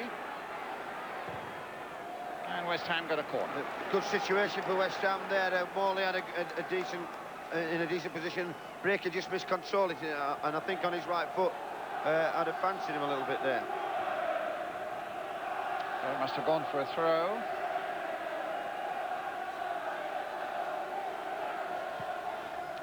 Breaker. Bishop. Little chip in there, aiming for Clive Allen. But it's Swindon away again with Maskell. And now with Mitchell. And McCloskey out of his goal.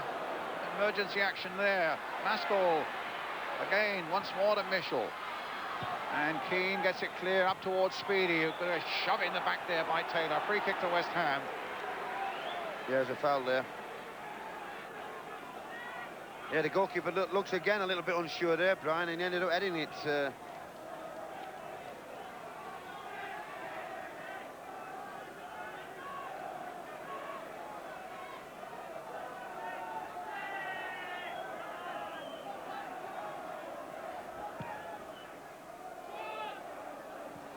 Speedy versus Taylor. It's a corner this time. No, a foul by Speedy. A free kick to Swindon.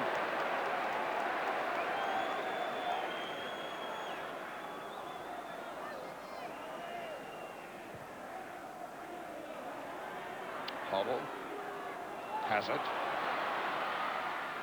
Maskell. Hazard. Marwood. Delightful football here from Swindon now. Hazard. Will Hoddle get to that? No, Speedy gets there. Clive Allen playing it for Morley.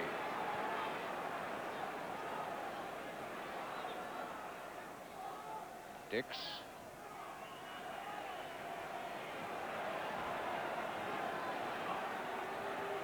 Now Keane.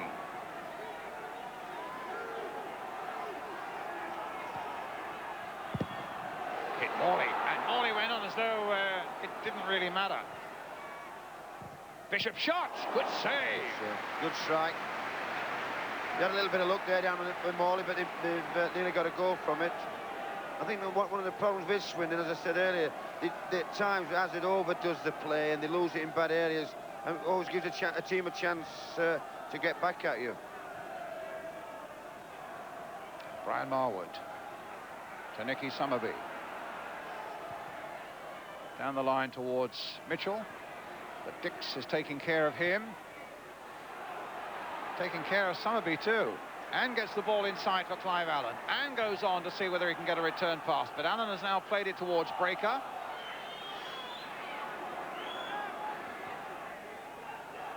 Butler. Dix again. Picking up Breaker.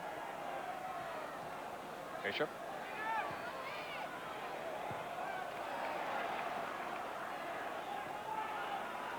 Keane. Foraging run there. Trying to pick up Speedy. A little touch by Speedy and a good one too. Keane. And on the corner for West Ham. There's a good run by Keane there. He went straight for him, and he never stops running, does he? He's always working, and he's got the corner for him. Some of the close skills all through in this game today have been absolutely first class. Top class, actually. And as I said, not the best of conditions either. So West Ham's corner, Billy Bond's off his bench. Morley's down. And Morley is down.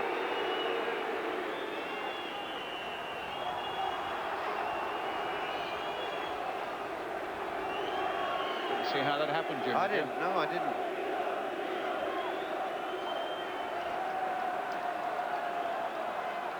He did take one in the, what should we call it, the breadbasket a few moments ago when he set up that move down the left-hand side and crossed in, didn't he? Well, that's probably what it is.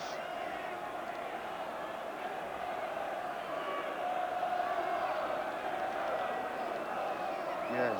I bumped into Eddie Bailey the other day, the old West Ham chief scout,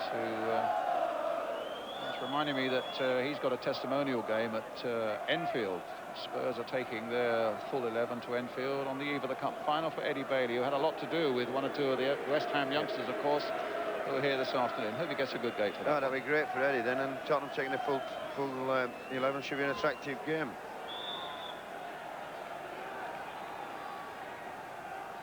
Well, here's the corner for West Ham, leading by 2-1. Knocked down by Dix. Cleared, though, by Swindon as far as Peter Butler.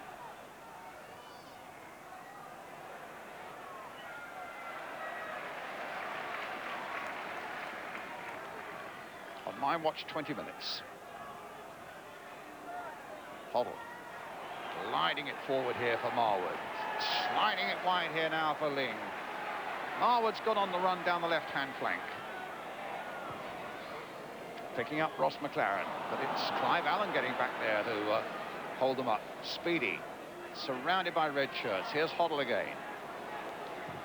McLaren, great ball, hitting a wonderful ball wide there for Hazard.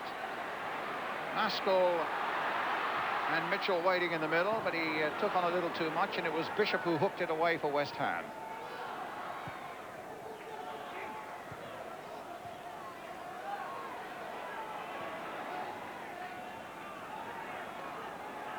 Taylor to Ling. Hoddle to Ling.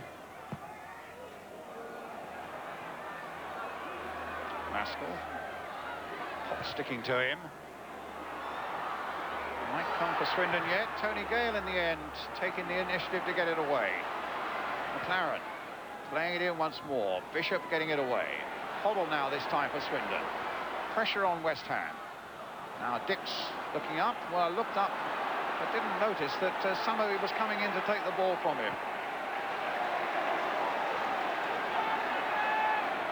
Ling.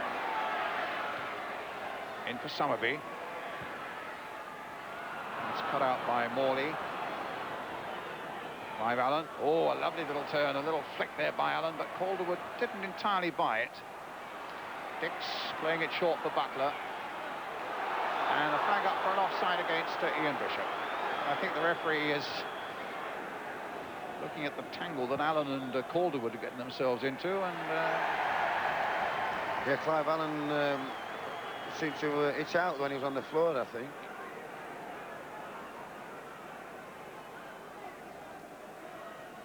Well, he's still having having a terrible risk. Yeah. Keep talking back to the referee in that way. Some of his cross now towards Mitchell. Towards Calderwood. And there was an elbow up. Yeah, there was Couldn't elbow think what there. was happening for a moment there. A West Ham defender catching the ball, but the whistle had gone. Not surprising we didn't hear it in this noise. Yeah, I think it's Calderwood goes over with it on the top of a player here. The neck there. Holding him down. Yeah, that's where it is, yeah.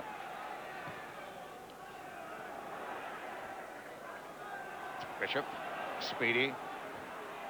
It's a super game, this. A very good game. Morley. And West Ham still leading by 2-1 with 17 minutes left.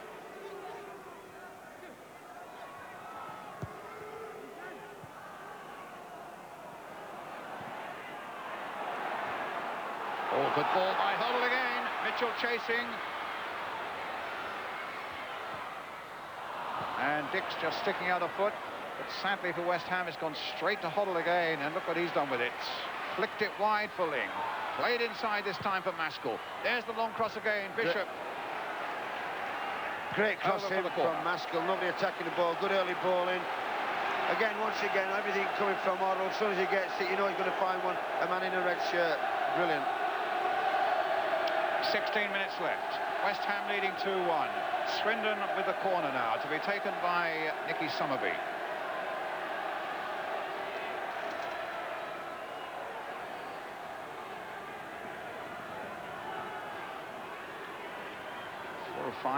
Three of their, at any rate, they're 6-footers on the edge of the penalty area now. Yeah, they're going to... Number 5 Calderwood is one. They're going to launch themselves at this one. They're going to attack that space and the ball coming across.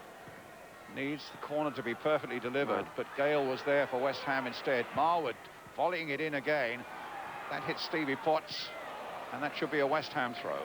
There's a poor corner there, really, from Summerby. He's got to be a bit more drive on the ball to give the big lads a chance. Quarter of an hour left. Speedy. He's given it to Hazard. Mitchell. Hoddle. There's Breaker. And again, West Ham get it away, but they're under real pressure here now. Taylor knocking out an interesting header in again. Gale was up there again. Hazard playing it down for Maskell. Everybody in a West Ham shirt is back now, including Kevin Keane. Speedy getting in there too. McLaren. Hazard. Summerby.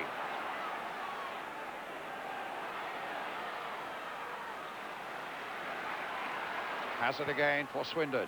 Hit long towards Taylor. Gets his header down. Huddle on the turn and over the top. Good spell of pressure from Swindon there. Good patient play. Wanted a Huddle special there. It would have rounded his game off as well. Scored one league goal only this season, believe it or not, and that was the opening day of the season, but that was a real scorcher too, one of the best ones of the season they say they've seen here. His only other goal came, I think it was in the Coca-Cola Cup. Here's Hazard. Calderwood.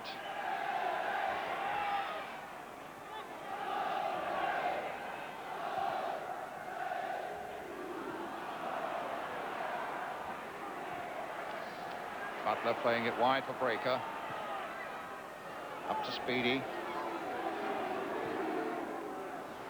There's Breaker again. Just finding Butler with it. Now Keane. Offside. Offside. But both sides have tried to play, Brian, and in the main succeeded. It's been there's been some excellent skills out there. Good passing.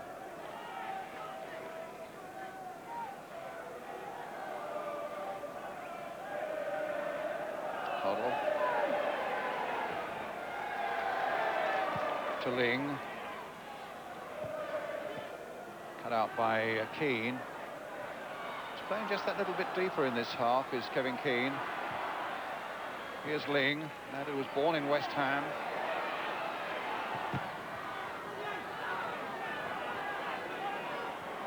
McLaren. Gale's header clear. Taylor knocking it back in again. Bishop. Keane. Flag has stayed. No, it hasn't. No, it's gone up. this is what happens. Like West Ham, you can see they're sitting back, they're getting a little bit nervous about it all, and this is the time when somebody's got to get hold of it and come out and keep the ball in Swindon's half. Here's Huddle. And to get it back to from Marwood to Maskell. Plenty of West Ham players are back there now. Keane coming forward for them. Ian Bishop to Trevor Morley. Keane again. Getting past McLaren. Getting past Ling. Morley's back here. I doubt that Butler will get there. Hoddle just made it before him, but here's Dix. But the ricochet goes Swindon's way.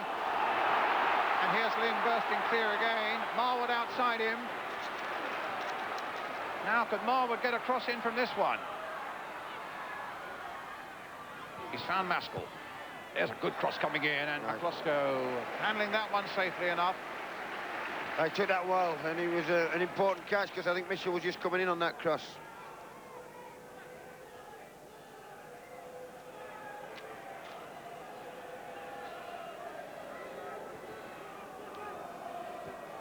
Summerby. It was a poor ball by Dix.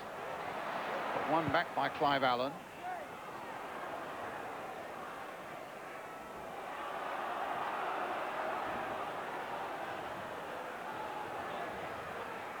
Brian Marwood.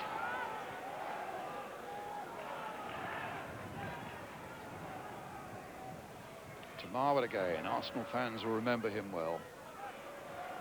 Yeah, he's been a good pro, Brian Marwood. Still doing a good job now. Taylor. Down to Mitchell. Well, it won't be easy for you to pick man of the match in 5 minutes' time or so, Jim. No, I think quite a few candidates today. Well, there is. There's Glenn Hoddle stands out, obviously, but Gale and Potts have done their job very well. And Julian Dix. Well, I mean, there have been some good performances. I mean, Hazard's done very well. Hazard crossing that one in, but the flag was up. As he crossed it, the referee saw it was in the safe hands this time of McCloskey. The game goes on.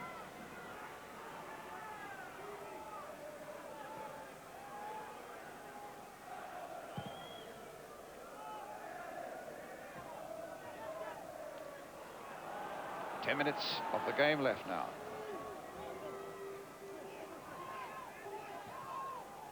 Dix playing it forward, Clive Allen chasing.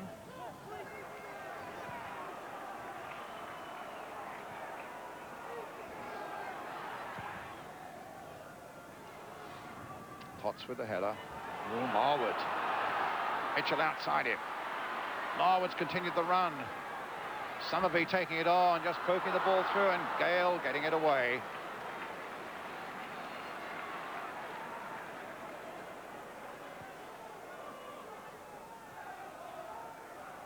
Bishop, now Speedy. Digby's there.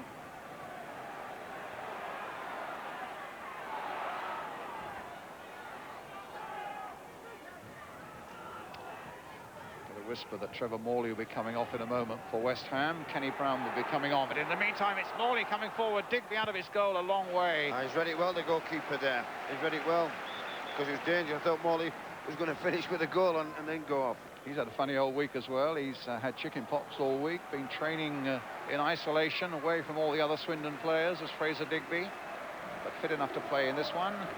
West Ham making their second substitution. Kenny Brown, a defender, coming on. Trevor Morley going off. And certainly no wonder Billy Bonds puts his arm around him. Morley's done not only a terrific job today for West Ham, but this whole season. Dix playing it in. But this one it's easy for Digby. He's had a good game, Trevor Morley. He's another one that's had a very good game, and the goal was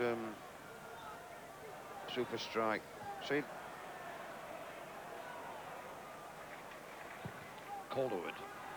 Hit long. Potts underneath this one for West Ham. Butler too.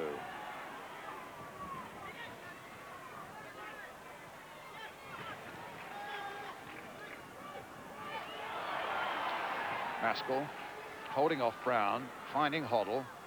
Dix going across there. I think that's clear. The first ball Goddard's give away, I think. What a delicate little ball from Dix as well, over the head of the of Summerby. for Speedy, and look at Dix again now. With Allen waiting in the middle, and a goal! Kenny Brown comes on, and virtually with his first touch.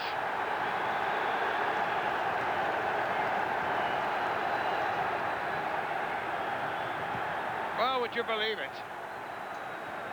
Dix was the architect of this one, and what a cross it was. And where was the Swindon marking?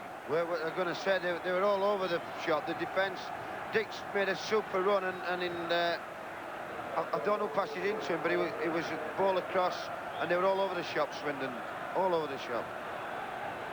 And would you call that a super substitution or not? My goodness. A brilliant substitution. So 3-1 to West Ham, with 6 minutes to go.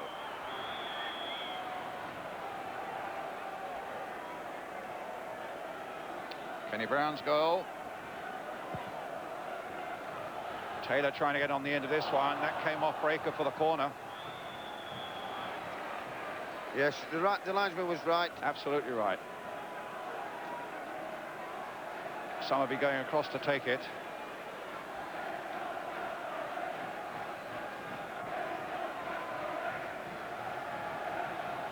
And again, the big men are on the edge of the box waiting to launch themselves.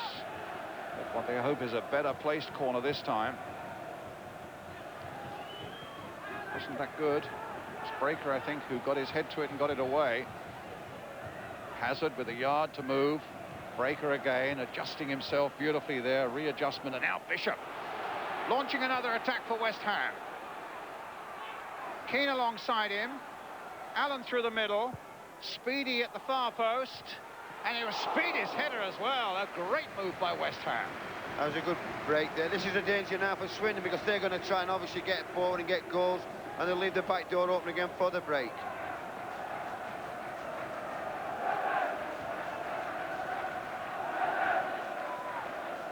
Right, it's Hazard.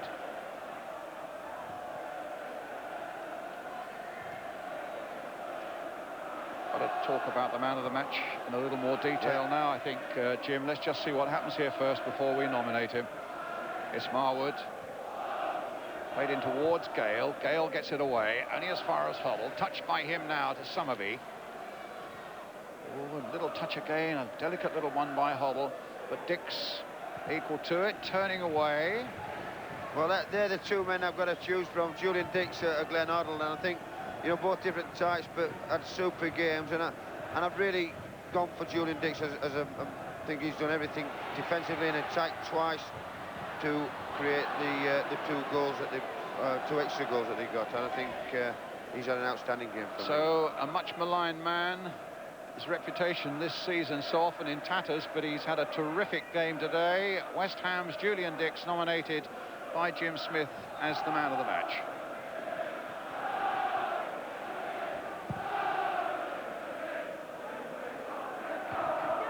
And probably what clinched it, Jim, was that run that led to that third goal scored by Kenny Brown. Very much so. I mean, and the other goal that he was very instrumental in. But I mean, Glenn Hoddle's been outstanding. Yeah. But I just feel that, like Julian Dix, he gets a lot of stick, and he's done everything right today and behaved himself also. McLaren. And away comes Kevin Keane.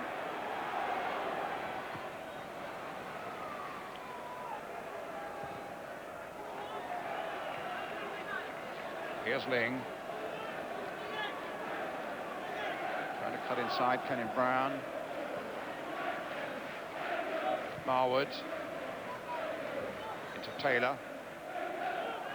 Ling again. West Ham have pulled everybody except Speedy now back behind the ball. Getting the ball up to Dave Mitchell. Brian Marwood again for Swindon. Here's Hoddle. Need to get in the box. And Hoddle dwelt on it far too long, and suddenly it's 3 against 2 for West Ham. Allen and Speedy and Bishop. And Allen finds Bishop with it. They may have taken too long. Allen on the far side. And in the end, Digby gets down, but... They wasted a golden opportunity to put us in serious trouble there. Ling again for Swindon. Down the line for Mitchell. Gale hustling with him. Gale's had a terrific game as well. He's been in superb form these last few matches of the season.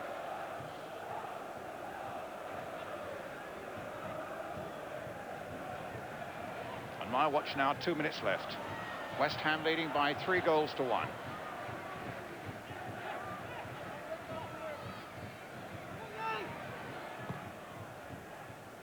Dix with the header.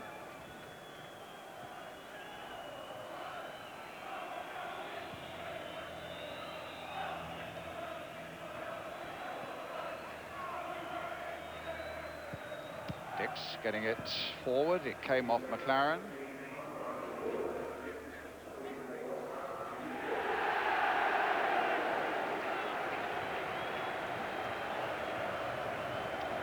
And now Ling. Hoddle. Marwood.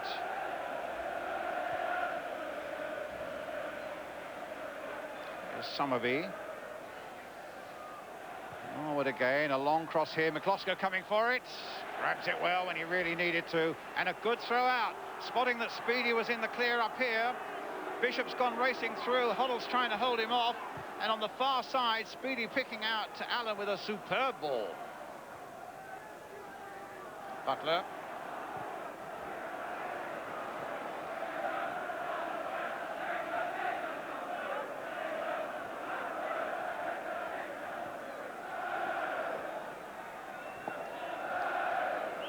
Breaker.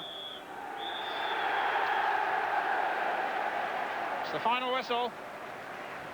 At least the players think it is. No, he's given a free kick. I was going to say, it can't be the final whistle. There's still half a minute to go, but there was a lot of embracing going on right around the pitch there, and it was a fairly emphatic blast on the whistle by Terry Holbrook. I thought he'd blown for time then. Everybody else did. Half of them have gone from the stadium. This will put West Ham in second place, Jim. It will that, but there's another game to go, all on the last day.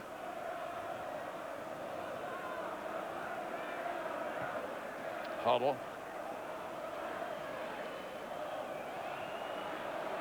Marwood on the far side. Cross comes in. Too high for Taylor. Well into stoppage time now, up towards Clive Allen, scorer of the second goal for West Ham. He's almost pulling Calderwood's shirt off him, and Calderwood reacting as well, and the referee just turning a blind eye. The last seconds of the game, let them play silly games if they want to, he's saying. In the meantime, we'll get on with the real game as Hazard plays it in, and it's behind for the goal kick. Yeah, the referee's had an excellent game, Brian. Yeah, I mean, he's not far from being man of the match, no, actually. I think he's had an excellent game, and the man has been spot on, and his decisions have been spot on.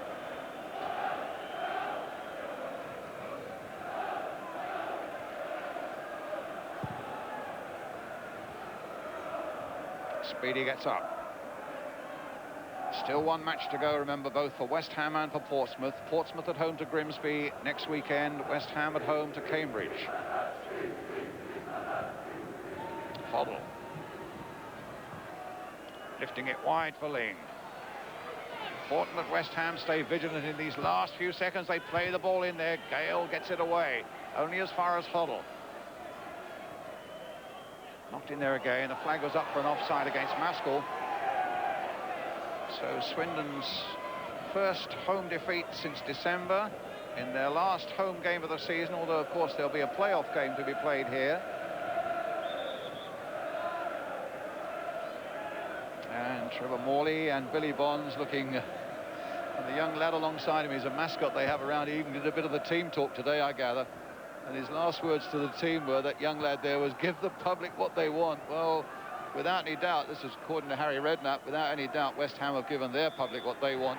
This afternoon, as the final whistle goes, a very important and significant victory for West Ham by 3 goals to 1, with the goals by Morley, Allen and Brown, and with Hazard having scored for Swindon. But a victory that puts West Ham into second place, the automatic promotion place at the moment, with 1 game for them and Portsmouth still to come. The full-time score then here at the county ground in Swindon is Swindon Town 1, West Ham United 3. Yes, an eventful match indeed. Lots more football action coming on that and other matches. But first, we take another short break. We'll be with you in just a moment.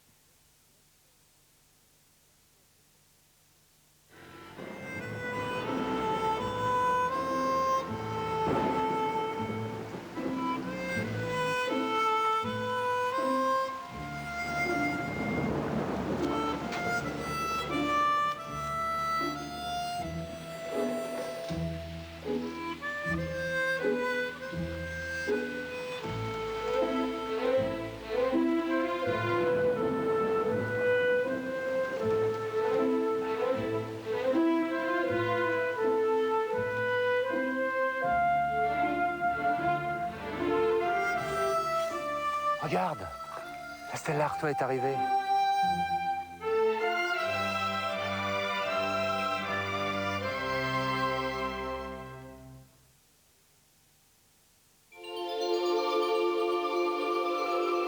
Cream Silk Conditioner now contains Pro-Vitamin B5, which strengthens hair from the inside to keep it looking healthy on the outside. Cream Silk Conditioner, the workout for your hair. This bank holiday, Texas Tom's revealing an extra special paint offer. 25% off all square deal paint. All the colors, all the whites, all the options. Superb square deal with 25% off every marked price. It's got to be Texas this bank holiday. The Magnet kitchen and bedroom sale has been extended, and the added attraction is an extra 10% off, but only until Bank Holiday Monday.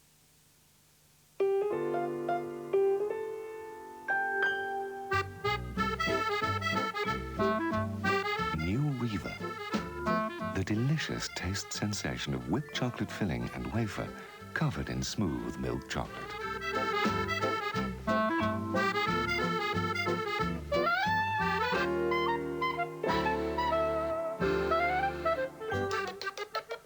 New Reaver, the treat that's truly continental.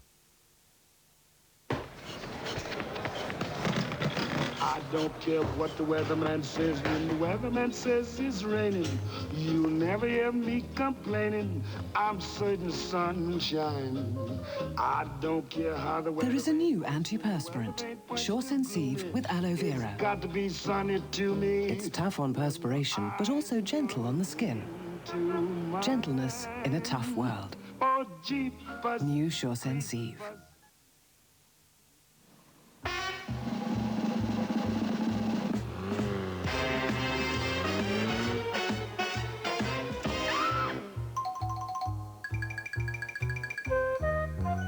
I never expected that.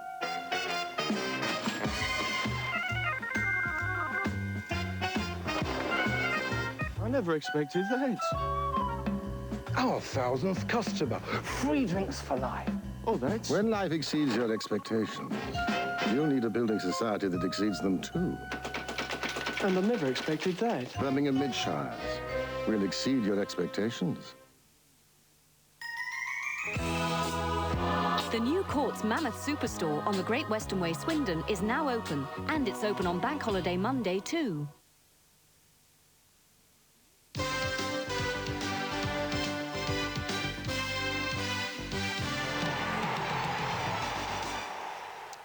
Well, welcome back then. Full time at the county ground. Swindon 1, West Ham 3. What a thriller, Mark, overall, eh? Yeah, it was a very good game, Roger, considering, as we said, there was so much at stake.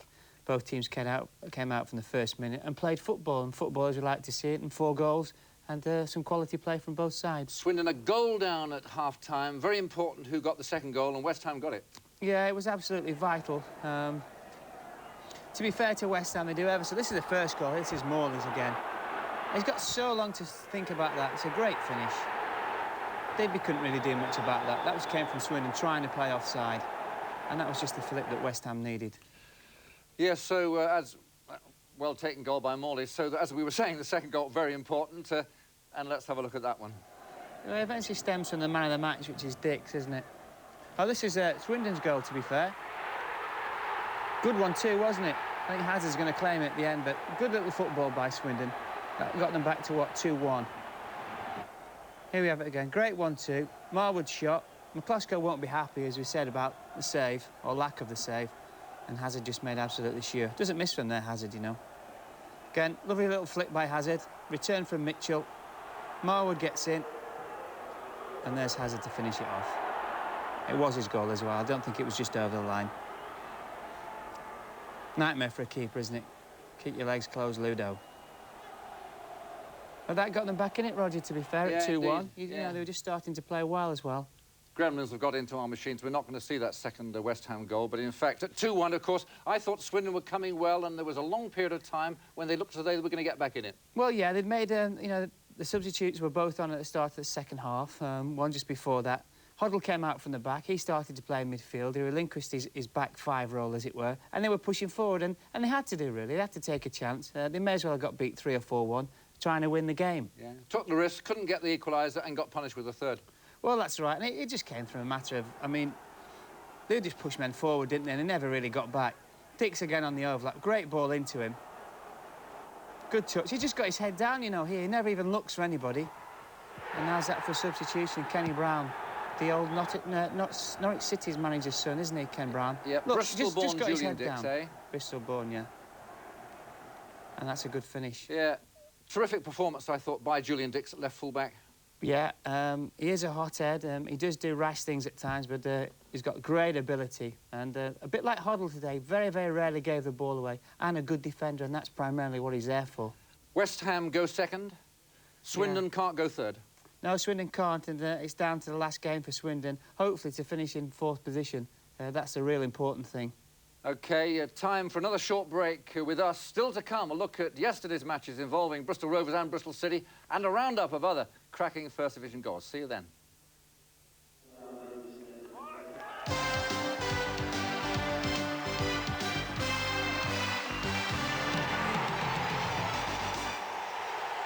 Next season sees Swindon Town needing to win at Barnsley if they're to earn home advantage in these playoffs. Now, this means finishing 3rd or 4th. 3rd place plays 6th, remember, 4th against 5th in the playoffs, but the sides finishing 3rd and 4th have home advantage in the vital second leg. Now, Swindon cannot finish in 3rd place. They can make 4th, and goals scored in the end column there will separate teams finishing level on points. Now, no player can beat Swindon skipper Colin Calderwood's experience of these playoffs. These are his 3rd in the past 6 seasons. As Colin Calderwood tended his fish pond at home this week, the experienced centre-back and skipper pondered the chances of Swindon winning through to be swimming amongst those big fish of the Premier League next season. But first, there is one last match in the regular programme to tackle. And that's away tomorrow against Barnsley. We've got to win on Saturday and hope that Tranmere drop some points. We've been in the situation we felt we were going to be at home in the second leg for 2 or 3 weeks. We haven't won any of our last 3 games, and that's dropped us down the table a bit. It would be helpful to play the second leg at home, and I think it just adds that little bit of spice to the game on Saturday, knowing that we've got to win, and it might help us a little bit. Right, you could end up in the playoffs then and playing any one of West Ham, Portsmouth, Tranmere and Leicester. Let's talk about them one at a time. West Ham? West Ham, a very strong side, and after last week, we probably, in the back of our minds, that might go against us. I think they might be the team that cracks 2nd place. Portsmouth, you beat them at home recently? They beat us well up there, and we beat them quite convincingly down here, although it was only 1-0. We felt we were the better side. They're a very, very strong home side, and to go there would be very difficult, but we'd be hopeful of beating them. Tranmere, now they're coming, aren't they? Coming up from behind like Leicester Piggott on board, and they made life difficult for you on Merseyside recently. They beat us well up there, and they deserved to beat us. We were second best, as we were, against West Ham last weekend. And that would be a very tricky place to go for a second leg game, I feel. Particularly with Mr. Aldridge, John Aldridge back in the saddle? That's right, man. He's come back and scored 2 goals in his first game, and it's... You can't help. You've got to keep your eye on him the whole time. And we've been bitten once by him this year. The floodlights saved us. But on a sunny afternoon, I don't think the floodlights will be on. Now, Leicester City, they drew at Swindon a couple of weeks ago, but I think you quite fancy them, wouldn't you? That'll be. They're a very strong side, as physical a side as we've played They've got pace up front and they're quite quick at the back as well.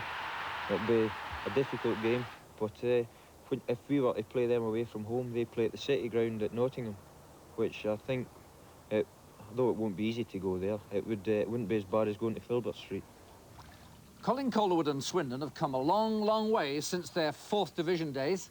The only survivor from 7 seasons ago, he's striving now to reach for soccer's summit.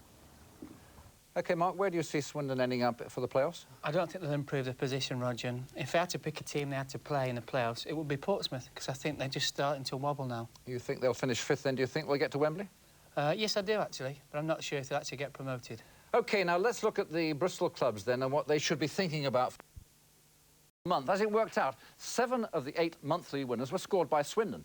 So this week I asked some of the Swindon players which one they thought should be goal of the season.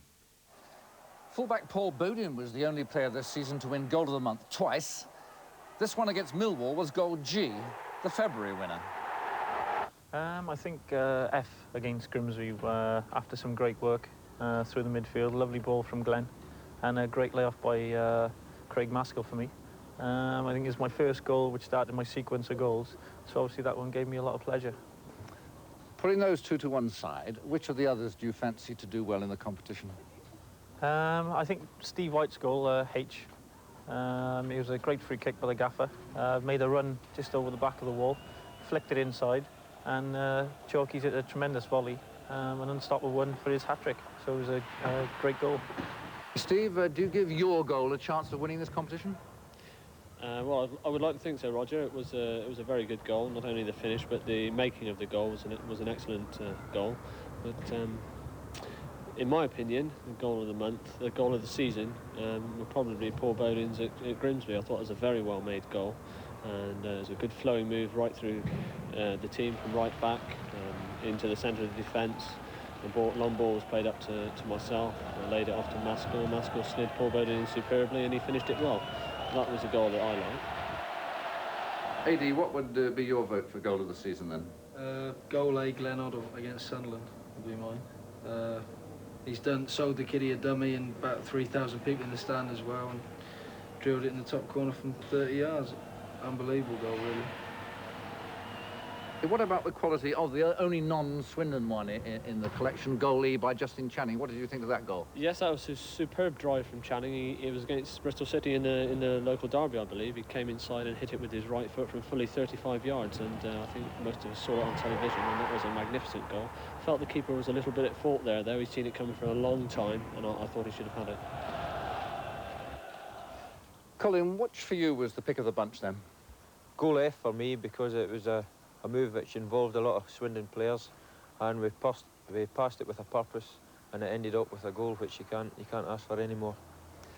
We've been very lucky this season. We've had a lot of sweeping moves right throughout the team, and we've got 7 goals that are in the goal of the season, which is great for the football club, and I think that's a tribute to the way we play. 2 Bristol clubs aren't too pleased about it, mine. No doubt they won't be, but it's brave of Mr. Lawrenson and yourself to choose 7 from Swindon. Well done. And Bristol viewers have been on to ask us, why no Bristol City goals and only 1 from the Rovers, Mark? Well, I mean, the 8 goals we saw were all goal of the month, Roger, and to be fair, they were, in my opinion, the best goals. So the answer, folks, is he picked goal of the month each month, and 7 of them were Swindon and 1 was the Rovers. Well, now, a lot of the players liked, what was it, goal F, didn't they? They liked Paul Bodin's. Did that win it? No, it didn't. It was very, very close, I must admit. And it came from a load of passes, which is goals that I like. But no, I mean, the winner was goal H for me, which came... And the thing about this goal, Roger, is that Watford have actually got time to organise themselves. It's like from dead. Great outside of the foot by Hoddle. Return compliment by Bodin and a great finish. I mean, if you'd have seen that goal coming live from Argentina or Brazil, you'd have gone crazy for it. And I just think great skill when Watford had time to organise themselves. What did you make in second place? Goal F. Yeah. Which obviously was Bodin's. It was very, very close. I was going to say toss of a coin, but more methodical than that. It's been great fun, hasn't it? And it's a measure of Swindon's ability this season that they did get the 7 out of 8. Bristol City to get some super goals, but they just didn't make it goal of the month each month. Well, there we are then. Well, now, Nicky Summerby, incidentally, got 3rd place. Lots of viewers agreed with Mark's final choice, and the first one out of the hat came from Harry Mauler from Bussage near Stroud, and he wins a day out for 2 at the promotion playoffs at Wembley. Well played, Mr. Mauler. Stuart, your team Arsenal could do with a couple of goals like that. Team, how do you turn around a bad sequence? See, Swindon didn't win in their last 4 games. They drooped a bit. No, they didn't, but